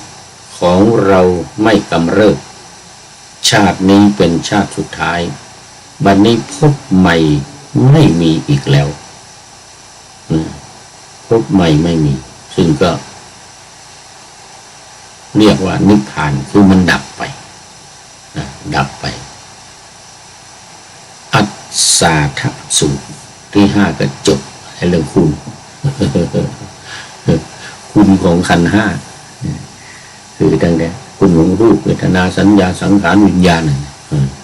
มันมีได้ยังไงมันมีได้เพราะมันเป็นมันไปยึดติดมีอุปทานไปยึดไปติดไปชอบใจมันก็เลยเป็นคุณถ้ามันไม่ชอบใจสิไม่ยึดไม่ถือไม่ติดมันก็จะเป็นโทษนั่นเขาเรียกว่ามันเป็นโทษอัศสาทสูตรที่5นี้ก็จบพอดีเวลาก็ยังพอมีอยู่อีกยังไม่หมด วันนี้นานๆทีได้มาก็เอาให้หมดให้ได้หลายๆสูตรนี่ได้ไป4สูตรแล้วคราวนี้5สูตรละ5สูตรแล้วคราวนี้ทุติยอัศสาทสูตรอันนี้เมื่อกี้นี้อัศสาทสูตรคุณของกามว่าด้วยคุณของขันธ์5สูตรที่2เริ่มเกิดที่เดิมเวลาใหม่ พระพุทธเจ้าก็ตรัสว่าภิกษุทั้งหลายเราได้เที่ยวแสวงหาคุณและคุณของรูปได้พบคุณของรูปแล้วนะคุณของรูปมีประมาณเท่าใดเราเห็นคุณประมาณเท่านั้นแล้วด้วยปัญญาเราได้เที่ยวแสวงหาโทษของรูปได้พบโทษของรูปแล้วโทษของรูปมีประมาณเท่าใดเราเห็นโทษประมาณเท่านั้นดีแล้วด้วยปัญญาเราได้เที่ยวแสวงหาเที่ยวสลัดออกจากรูปได้พบเครื่องสลัดออกจากรูปแล้วเครื่องสลัดออกจากรูปมีประมาณเท่าใดเราเห็นเครื่องสลัดออกจากรูปมีประมาณเท่านั้นดีแล้วด้วยสัญญาอันนี้ต่อไปจะเหมือนกันหมดละแสวงหาคุณของเวทนาแสวงหาคุณของสัญญาแสวงหาคุณของสังขารแต่แสวงหาคุณของวิญญาณได้พบคุณของเวทนาสัญญาสังขารและวิญญาณแล้วรู้ว่าเวทนาสัญญาสังขารวิญญาณเนี่ยมีประมาณเท่าใดเราเห็นคุณประมาณเท่านั้นดีแล้วด้วยปัญญาเราได้เที่ยวแสวงหาโทษของวิญญาณ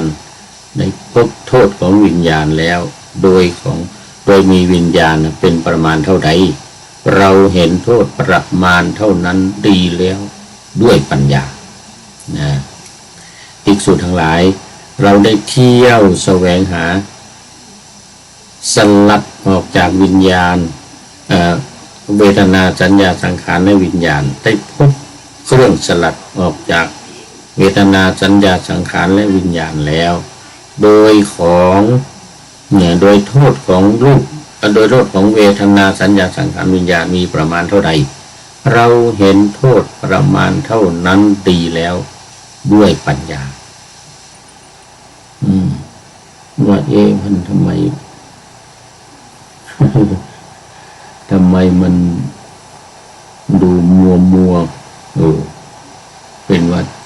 แสงข้างนอกมันมืดแล้ว ข้างนอกมันมืดแล้วต้องอาศัยแสงจากหลอดไฟต้องอาศัยแสงจากหลอดไฟแล้วทีนี้ แล้วนะภิกษุทั้งหลาย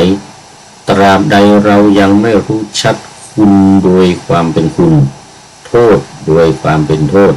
และเครื่องสลัดออกโดยความเป็นเครื่องสลัดออกจากอุปาทานขันธ์ทั้งห้าประการนั้นตามความเป็นจริงอันหนึ่งญาณทัศนะเกิดขึ้นแล้วแก่เราว่าวิมุตติของเราไม่กำเริบคือมันไม่เปลี่ยนอีกไม่เปลี่ยนแปลงอีกหลุดพ้นความหลุดพ้นเนี่ยมันไม่กำเริบแล้วไม่กลับมามีอีกชาตินี้เป็นชาติสุดท้ายบัดนี้พบใหม่ไม่มีอีกกิจอื่นที่พึงทำไม่มีอีกต่อไปทุติยอัฏฐาสูตรที่6นี้จบบริบูรณ์เลยทีนี้ยังไม่บริบูรณ์ยังมีตัติยะอีก สูตรที่3เราทำให้จบอะไรเนี่ยพร้อมกับการคันจมูกอย่างว่า ต้องขอไปเรามาจัดรายการไม่คันอย่างที่ว่านะ พอมานั่งจัดรายการบรรยายธรรมแล้วคันทันที ต้องขอไปท่านผู้ฟัง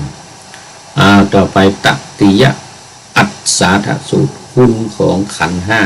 สูตรที่3เมื่อกี้สูตรที่2สูตรที่1สูตรที่2จบไปรุ่นที่3มันเป็นยังไงตอนนี้มาข้อที่28มันคันอยู่เหมือนเดิม คันจมูกเรื่องเกิดขึ้นที่กรุงสาวัตถีพระผู้มีพระภาคตรัสว่าภิกษุทั้งหลายถ้าคุณของรูปจักไม่มีแล้วสัตว์ทั้งหลายก็ไม่พึงคิดติดใจในรูปแต่เพราะคุณของรูปมีอยู่ฉะนั้นสัตว์ทั้งหลายจึงติดใจในรูปคนทั้งหลายจึงติดใจในรูปเวทนาสัญญาสังขารวิญญาณมันเป็นของมีจริงถ้าโทษของรูปจักไม่มีแล้วสัตว์ทั้งหลายก็ไม่พึงเบื่อหน่ายในรูป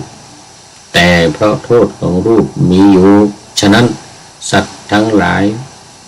จึงเบื่อหน่ายในรูปถ้าเครื่องสลัดออกจากรูปจักไม่มีแล้วสัตว์ทั้งหลายก็ไม่พึงสลัดออกจากรูปแต่เพราะเครื่องสลัดออกจากรูปมีอยู่ฉะนั้นสัตว์ทั้งหลายจึงสลัดออกจากรูปสลัดออกจากรูปได้ต่อไปเวทนาสัญญาสังขารวิญญาณก็เหมือนกันถ้าคุณของเวทนาจักไม่มีคุณของสัญญาสังขารและวิญญาณจะไม่มีแล้วไซสัตว์ทั้งหลายก็ไม่พึงติดใจในเวทนาสัญญาสังขารและวิญญาณแต่เพราะคุณของสังขารเวทนาสัญญาสังขารและวิญญาณมีอยู่ฉะนั้นสัตว์ทั้งหลายจึงติดใจในสังขารติดใจในสังขารถ้าโทษของสังขารจะไม่มีถ้าโทษของเวทนาเป็นต้นเนี่ยนะเวทนาสัญญาสังขารและวิญญาณไม่มีสัตว์ทั้งหลายก็ไม่พึงเบื่อหน่ายในเวทนาสัญญาสังขารและวิญญาณแต่ว่าเพราะโทษมันมีฉะนั้นสัตว์ทั้งหลายจึงติดใจจึงไม่ติดใจต่อไปจึงไม่ติดใจในเวทนาสัญญาสังขารและวิญญาณฉะนั้นนั่นแหละภิกษุทั้งหลายตราบใดสัตว์ทั้งหลายยังไม่รู้ชัดคุณของความเป็นคุณโทษของความเป็นโทษและเครื่องสลัดออกโดยความเป็นเครื่องสลัดออกจากอุปาทานขันธ์ทั้ง5ประการนี้ตามความเป็นจริงตราบนั้นสัตว์ทั้งหลายจะออกไปหลุดไปพ้นไปมีใจปราศจากแดนเกิดคือกามนั่นแหละอยู่ไม่ได้เลยในโลกพร้อมทั้งเทวโลกมาระโลกพรหมโลกในหมู่สัตว์พร้อมทั้งสมณพราหมณ์ในเทวดาและมนุษย์ทั้งหลายเมื่อใดสัตว์ทั้งหลายรู้ชัด คุณโดยความเป็นคุณโทษโดยความเป็นโทษเครื่องสลัดออกโดยความเป็นเครื่องสลัดออกจากอุปาทานขันธ์ทั้งห้ากามุปาทานทิฏฐุปาทานศีลปตุปาทานเหล่านี้ซึ่งรวมอยู่ในขันธ์ห้านี่แหละเวทนาสัญญาสังขารวิญญาณรวมกันอยู่ในนี้ความเป็นตามความเป็นจริงเมื่อนั้นสัตว์ทั้งหลายจึงออกไปหลุดไปพ้นไปมีใจปราศจากแดนอยู่ในโลกพร้อมทั้งเทวโลกมารโลกพรหมโลกในหมู่สัตว์พร้อมทั้งสมณพราหมณ์เทวดาและมนุษย์ทั้งหลายนั่นเองเทวดาและมนุษย์ทั้งหลายนั่นเองตติยอัสสาทสูตรที่7ก็จบดูตั้งแต่อัสสาทะมาอัสสาทะทุติยอัสสาทะตติยอัสสาทะแต่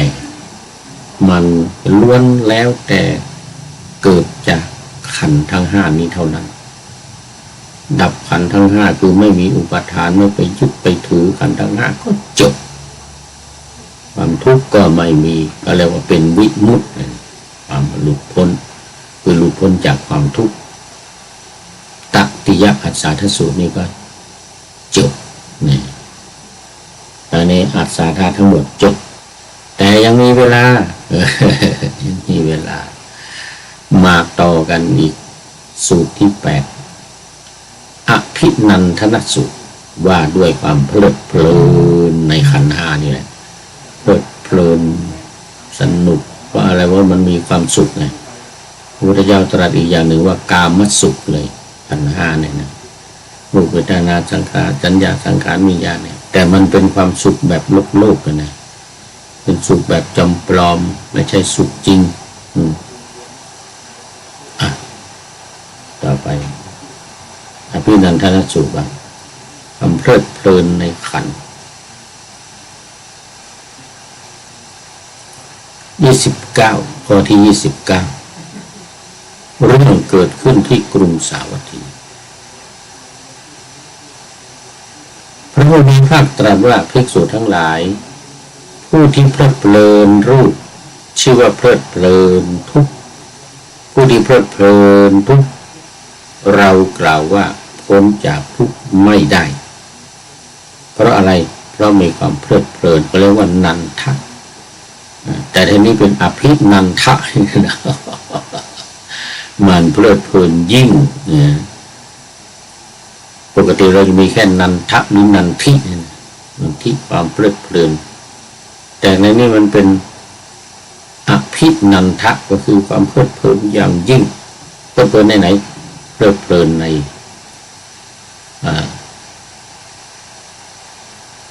รูปเวทนาสัญญาสังขารวิญญาณถึงแม้เพราะมันอะไรเพราะมันเป็นสุขมันเป็นสุขเพราะมันเป็นอะไรสุขเกิดจากอามิตรนี่แหละเกิดจากรูปจากเสียงจากกลิ่นจากรสจากสัมผัสมันจึงเป็นคุณมันจึงเป็นอะไรกามคุณหรือกามสุขกามสุขขันธิการุโยคการยึดมั่นถือมันติดนั่นอยู่ในความสุขอยู่ในเรื่องของกามคุณทั้งห้านี้มันจึงเกิดความสุขเป็นความสุขที่เกิดขึ้นจากกามจากสิ่งล่อเหยื่อล่อแต่จะมีความสุขอีกอย่างหนึ่งโดยไม่มีสิ่งเหล่านี้ไม่มีรูปเวทนาสัญญาสังขารและวิญญาณซึ่งถือว่าเป็นสิ่งล่อเนี่ยความสุขอันนั้นจะเป็นความสุขที่เที่ยงแท้ถาวรแน่นอนทำไมมันมีความแน่นอนปกติเราว่าไม่เที่ยงไม่ใช่หรือเราว่ามันเป็นสิ่งที่ไม่เที่ยงไม่ใช่หรือตอบถูกนั่นมันก็ถูกแต่ที่ว่ามันแน่นอนนี่มันเพราะอะไรล่ะมันแน่นอนมันเพราะมันมีเหยื่ออยู่ไง มันมีเหยื่อคือรูปเหยื่อคือเวทนาเหยื่อคือสัญญาสังขารและวิญญาณหรือสิ่งที่มันอิงอาศัยอยู่ในรูปเวทนาสัญญาสังขารวิญญาณนี่แหละ ได้แก่รูปเสียงกลิ่นรสโผฏฐัพพะถ้ามันไม่มีรูปไม่มีเวทนานี่นะสัญญาสังขารวิญญาณนี่นะไอเสียงกลิ่นรสโผฏฐัพพะจะมาติดต่อได้ยังไงติดต่อได้ที่ไหน ไม่มันก็ติดต่อไม่ได้และสุขมันจะมีจากไหนทุกข์มันจะมีจากไหนไม่มีอีกเช่นเดียวกันเพราะฉะนั้นการละการตัดทิ้งความเพลิดเพลินเนี่ยนี่ขอไปขันเนี่ยไม่ไปยึดไม่ไปถือมันขันรูปเวทนาสัญญาสังขารวิญญาณเนี่ยความเพลิดเพลินจะมีมาแต่ไหนไม่มีความเพลิดเพลินก็ไม่มีเนี่ยดังนั้นผู้ที่เพลิดเพลินในรูปเวทนาสัญญาสังขารวิญญาณเนี่ยจึงชื่อว่าเพลิดเพลินอยู่ในทุกข์แล้วผู้ที่เพลิดเพลินกับความทุกข์เนี่ยเรากล่าวว่าพ้นจากทุกข์ไม่ได้ภิกษุทั้งหลายส่วนผู้ที่ไม่เพลิดเพลินเอาแล้วทีนี้ตรงกันข้ามนะหน้ามือเป็นหลังมือฟ้ากับดินไม่เพลิดเพลิน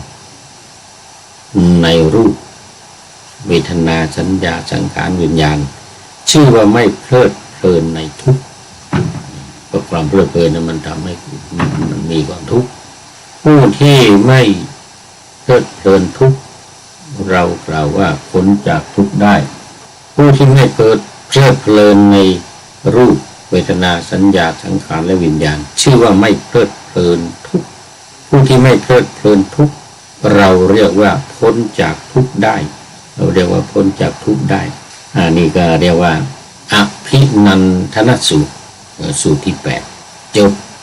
แล้วก็หมดเวลาพอดี หม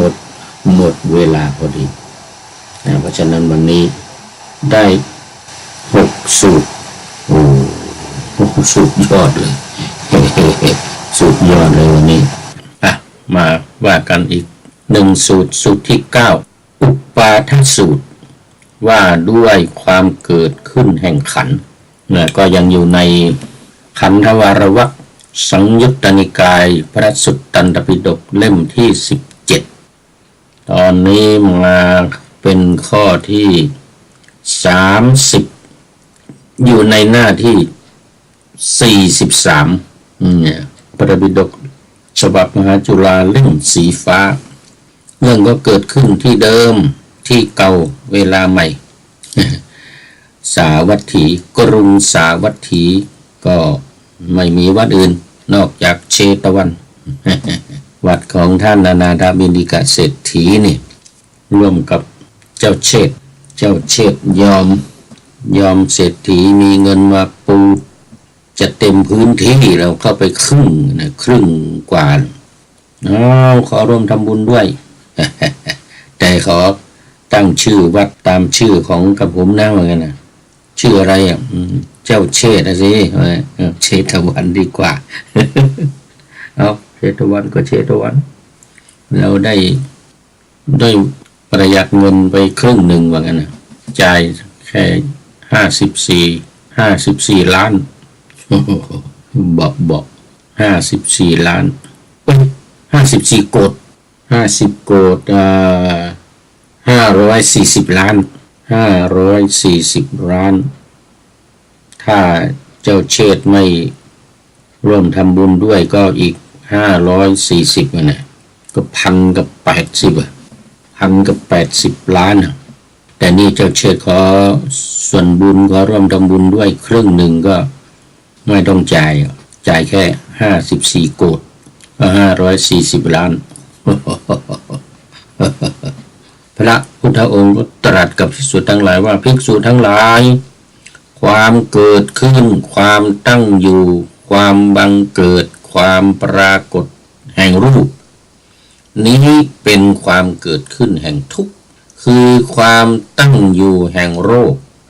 เป็นความปรากฏแห่งชราและมรณะความเกิดขึ้นความตั้งอยู่ความบังเกิด ความปรากฏแห่งเวทนาสัญญาสังขารและวิญญาณก็เช่นเดียวกันเป็นความเกิดขึ้นแห่งทุกข์เป็นความตั้งอยู่แห่งโรคเป็นความปรากฏแห่งชราและมรณะภิกษุทั้งหลายส่วนความดับความสงบระงับความตั้งอยู่ไม่ได้แห่งรูปนี้เป็นความดับแห่งทุกข์เป็นความสงบระงับแห่งโรคเป็นความตั้งอยู่ไม่ได้แห่งชราและมรณะภิกษุทั้งหลายความดับความระงับความตั้งอยู่ไม่ได้แห่งเวทนาสัญญาสังขารและวิญญาณก็เช่นเดียวกันเป็นความดับแห่งทุกข์เป็นความสงบระงับแห่งโรคเป็นความตั้งอยู่ไม่ได้แห่งชราและมรณะเช่นเดียวกันดังนั้นการเกิดและการดับที่เรียกว่าอุปาทสูตรก็จบ ว่าเรื่องการเกิดและการดับโดยเฉพาะเลยการเกิดก็คือการเกิดแห่งทุกข์การดับก็คือการดับแห่งทุกข์ในเรื่องมันเป็นความสงบระงับตั้งอยู่ไม่ได้แห่งเวทนาสัญญาสังขารและวิญญาณเช่นเดียวกับรูปนั่นเองจบอุปาทานสูตรที่9นี้ก็จบไปอีกน่าจะเป็นสูตรสุดท้ายแล้วทีเนี้ย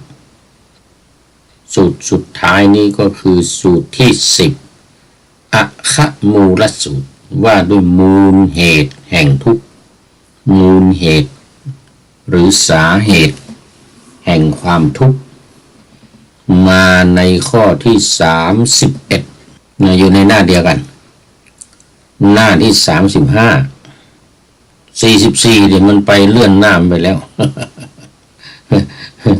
จาก43เป็น44แต่ข้อที่31เรื่องเกิดขึ้นที่กรุงสาวัตถีที่เดียวกันวัดเดียวกันเชตวันมหาวิหารเจ้าของเดียวกันอนาถบิณฑิกาเศรษฐีกับเจ้าเชษฐ์ น้องชายของพระเจ้าเปอร์เซนที่กุศลใจความก็คือพระผู้มีพระภาคตรัสว่าภิกษุทั้งหลาย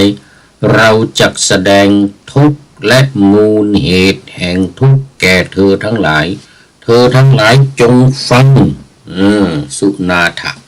จงฟังทุกข์เป็นอย่างไรคือทุกข์เนี่ยนะมันคือรูปทุกข์คือเวทนา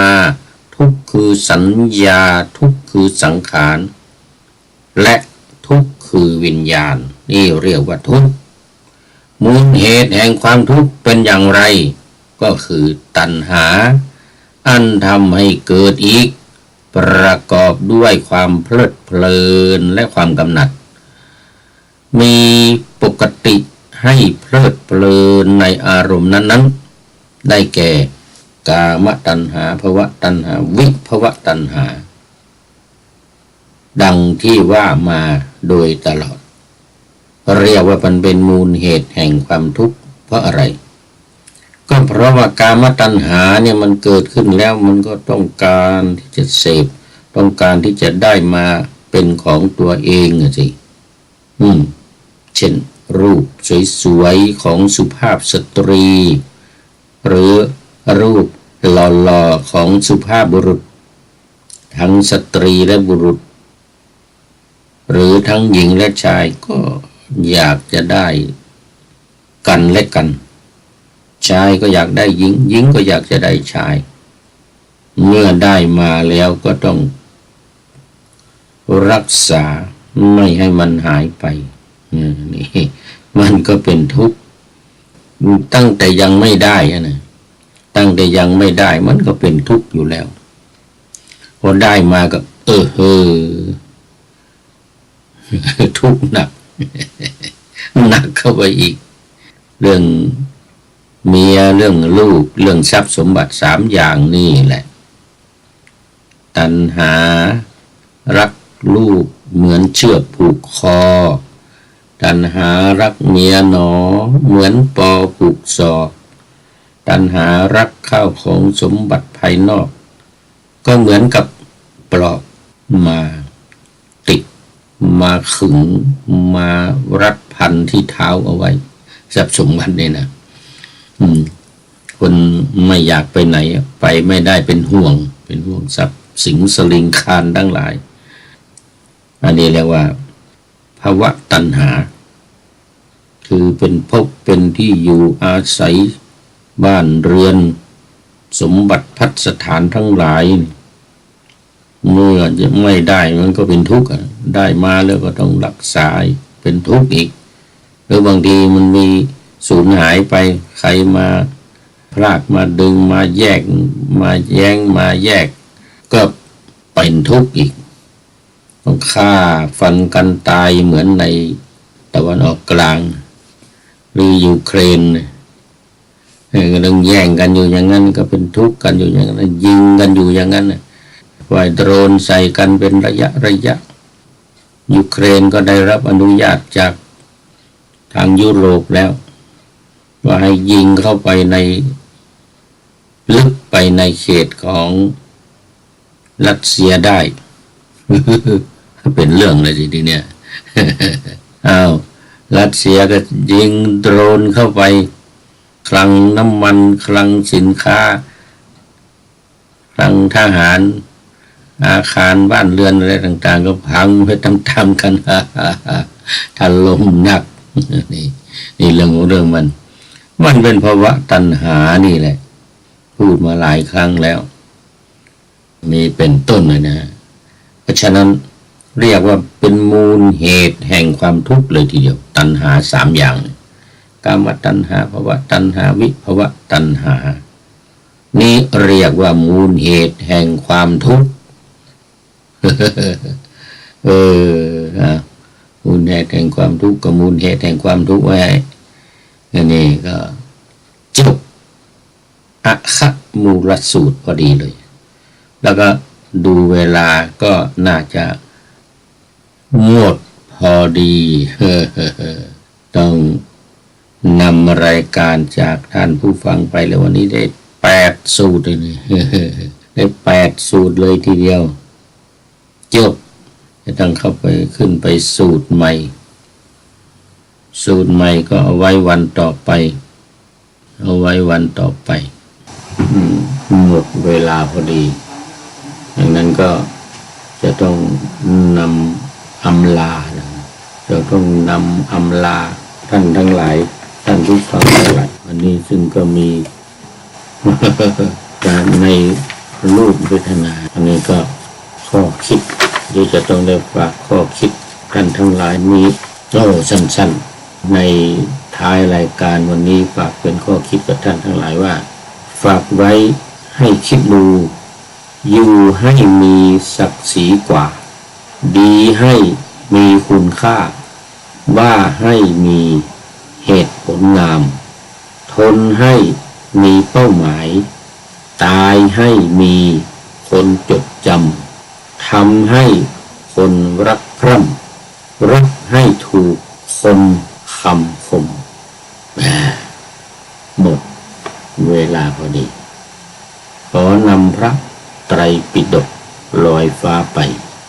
จากผู้ฟังทั้งหลายในโลกล่าวันต่อไปจะได้จรย้อนกลับมาสู่สถานีใหม่ให้ท่านฟังอย่าลืมเปิดวิทยุหรือเครื่องรับโทรศัพท์มือบายคอมพิวเตอร์ผัง YouTube เฟซเพจไลน์ให้ดังๆเพื่อชมฟังรายการวันต่อไปขอทุกท่านมีความสุขทุกคืนวันนำธรรมะประกอบการงานทั้งหลายเช่นขยันทำงานทางวาจากายใจขวนขวายกิจการงานนานาบำเพ็ญสาธารณประโยชน์เว้นสิ่งที่มีโทษโหดเยี่ยงสา ประกอบแต่กรรมดีมีราคาแสวงหาเงินทองครองใจคน เสียสละพละทรัพย์นับมากน้อยไม่ให้ล้านก็ให้ร้อยไม่ด้อยผลเอื้อคนรวยช่วยคนยากฝากคนจนให้ทุกคนเท่ากันมาตรฐานเดียวขอเจริญ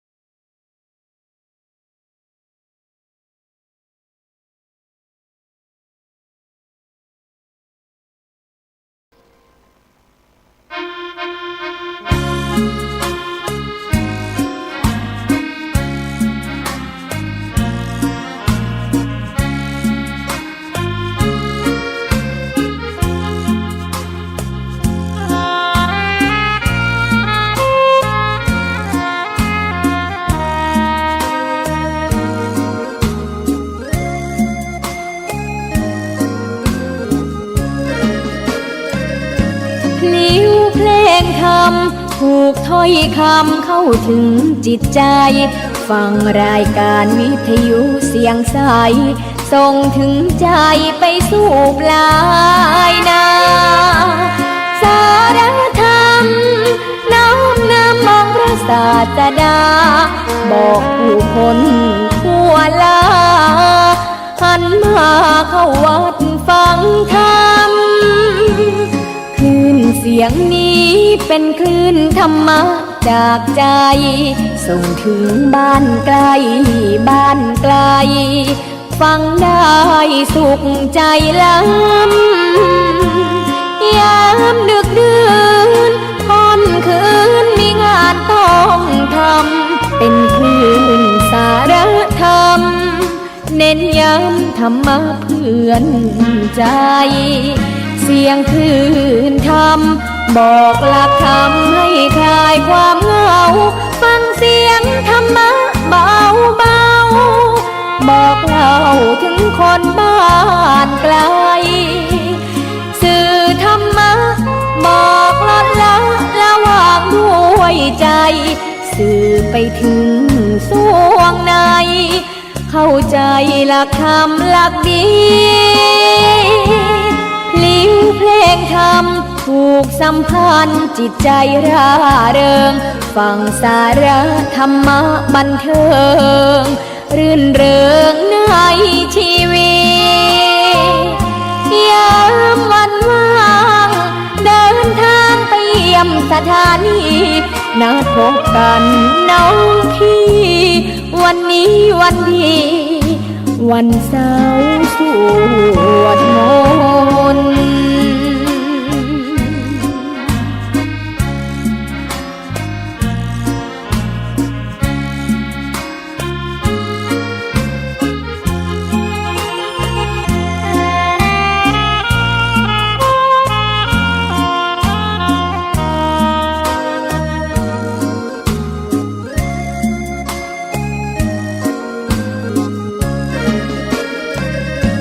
ยงคืนธรรมบอกหลักธรรมให้คลายความเหงาฟังเสียงธรรมะเบาเบาบอกเล่าถึงคนบ้านไกลสื่อธรรมะบอกลดละละวางด้วยใจสื่อไปถึงสวงในเข้าใจหลักธรรมหลักดีพลิ้วเพลงธรรมถูกสัมพันธ์จิตใจร่าเริงฟังสาระธรรมะบันเทิงรื่นเริงในชีวิตยามวันว่างเดินทางไปเยี่ยมสถานีนัดพบกันน้องพี่วันนี้วันดีวันเสาร์สวดมนต์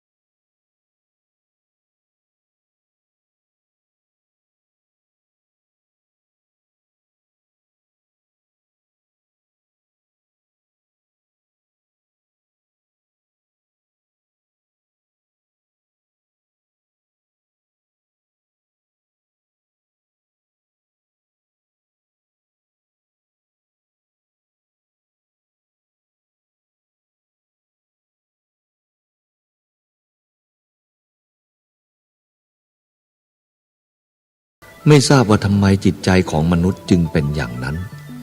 ถ้าไม่รู้ก็ไม่ดี แต่บอกให้รู้แล้วก็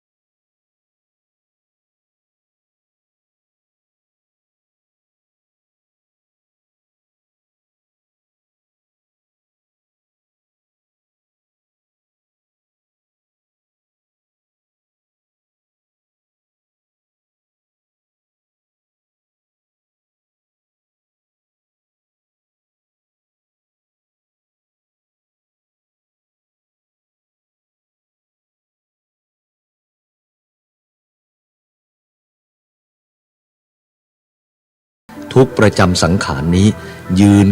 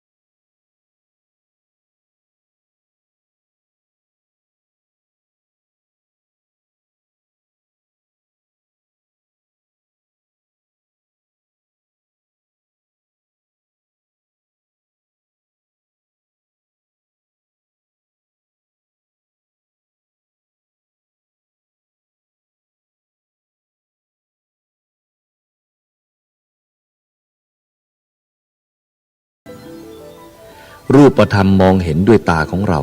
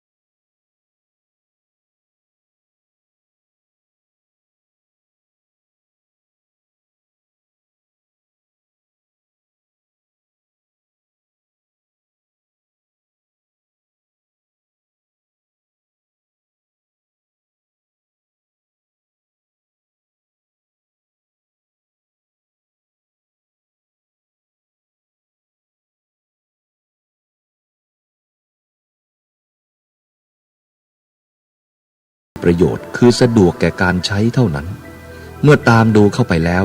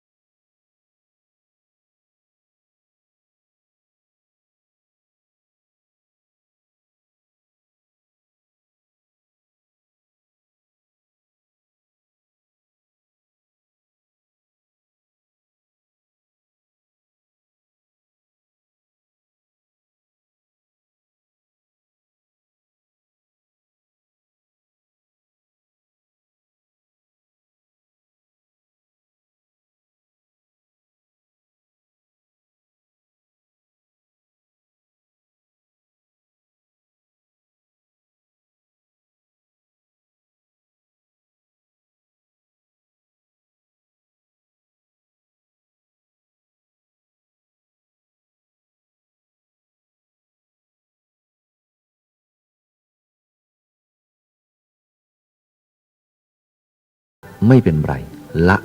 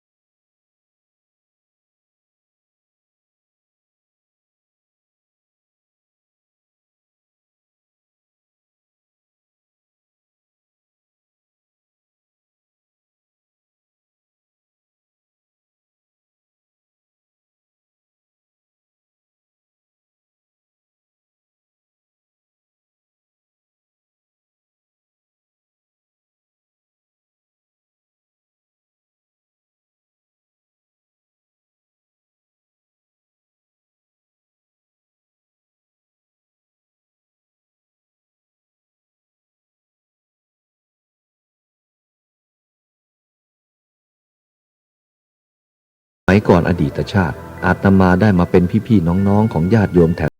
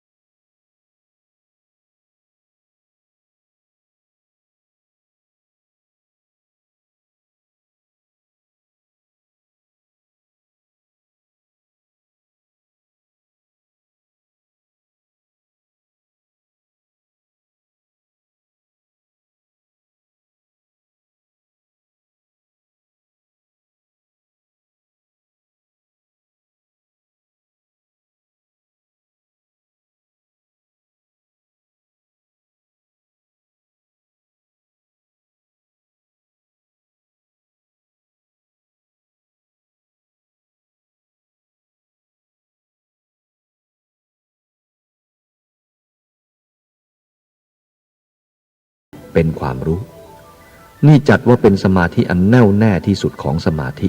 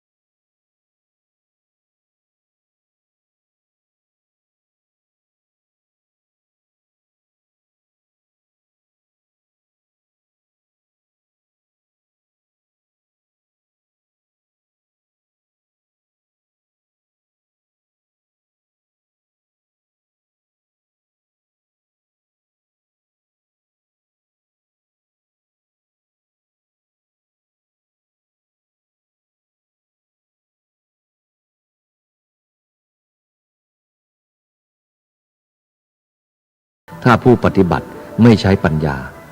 และก็ย่อมให้คุณแก่ผู้ปฏิบัติได้มาก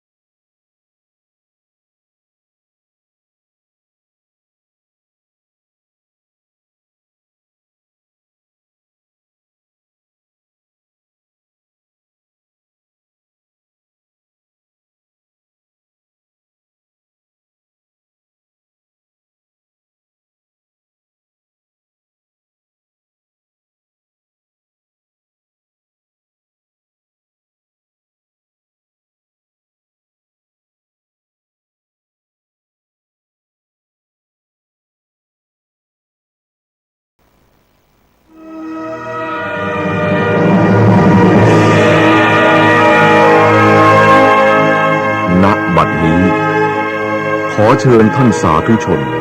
สดับฟังพระธรรมคำสั่งสอนของพระโพธิญาณเถระ หลวงพ่อชา สุภัทโท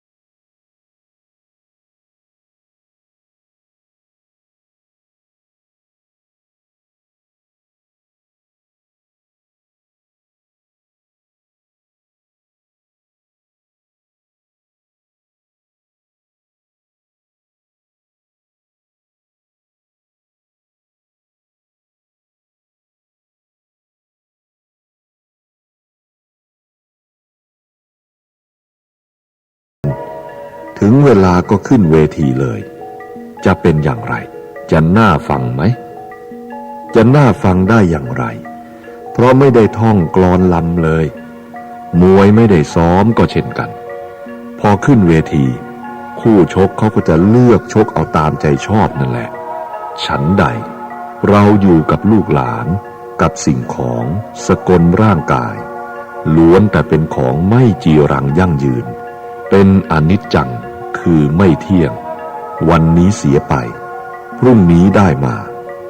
วันนี้ดีใจพรุ่งนี้เสียใจมันเป็นอย่างนี้เปลี่ยนไปเปลี่ยนมาเพราะอนิจจังมันไม่เที่ยงไม่แน่นอนทั้งภายนอกภายในสกลร่างกายไม่แน่นอนทั้งนั้นวันนี้ดีพรุ่งนี้อาจเจ็บโน่นปวดนี่ก็ได้มันเป็นอยู่อย่างนั้นถ้าคนไม่เข้าใจก็น้อยอกน้อยใจในสิ่งเหล่านี้ว่าทำไมจึงเป็นอย่างนี้อัจฉตาธรรมาธรรมภายในของภายในคือสกลร่างกายของเรานี้บางทีเจ็บโน่นปวดนี่เจ็บขาปวดท้องมันไม่แน่นอนพหิทธาธรรมาธรรมภายนอกคือของผู้อื่นหรือสิ่งของต่างๆเช่นต้นไม้ภูเขาเป็นต้นพวกเรามีทั้งโยมผู้หญิงโยมผู้ชายก็เหมือนกันถ้าพูดไม่ถูกใจก็โกรธถ้าพูดถูกใจก็หัวเราะเอามะขามเปรี้ยวมาให้ทานก็หลับตาหยีเหมือนกันทุกคนนั่นแหละถ้าหวานก็หวานเหมือนกันมันเหมือนกันโดยสันฐานลักษณะจิตใจนี้ก็เหมือนกันสิ่งทั้งหลายเหล่านี้แหละที่เราอาศัยอยู่เคยรู้เรื่องแต่คนเราไม่เป็นอย่างนั้นอันนี้ของเราอันนั้นของเขาอันนี้ของฉันอันนั้นของคุณเกิดเรื่องเกิดราวจนยิงกันฆ่ากันความจริงมันไม่มีอะไรสักอย่างเมื่อยังอยู่ก็ทำมาหากินไปผลที่สุดแล้วก็ไม่ได้เอาอะไรไปหรอกตอนมาก็ไม่ได้เอาอะไรมาเวลาไปก็ไม่ได้เอาอะไรไปทำมาไว้ตรงนี้ก็ทิ้งตรงนี้ถ้าคนรู้จักธรรมะแล้วก็ผ่อนผันได้อภัยกันได้บางสิ่งบางอย่างผู้ไม่รู้อะไรก็เอาแล้วไม่ยอมกันอาตมาเคยเห็นหมาตัวหนึ่งเอาข้าวให้มันกินแล้ว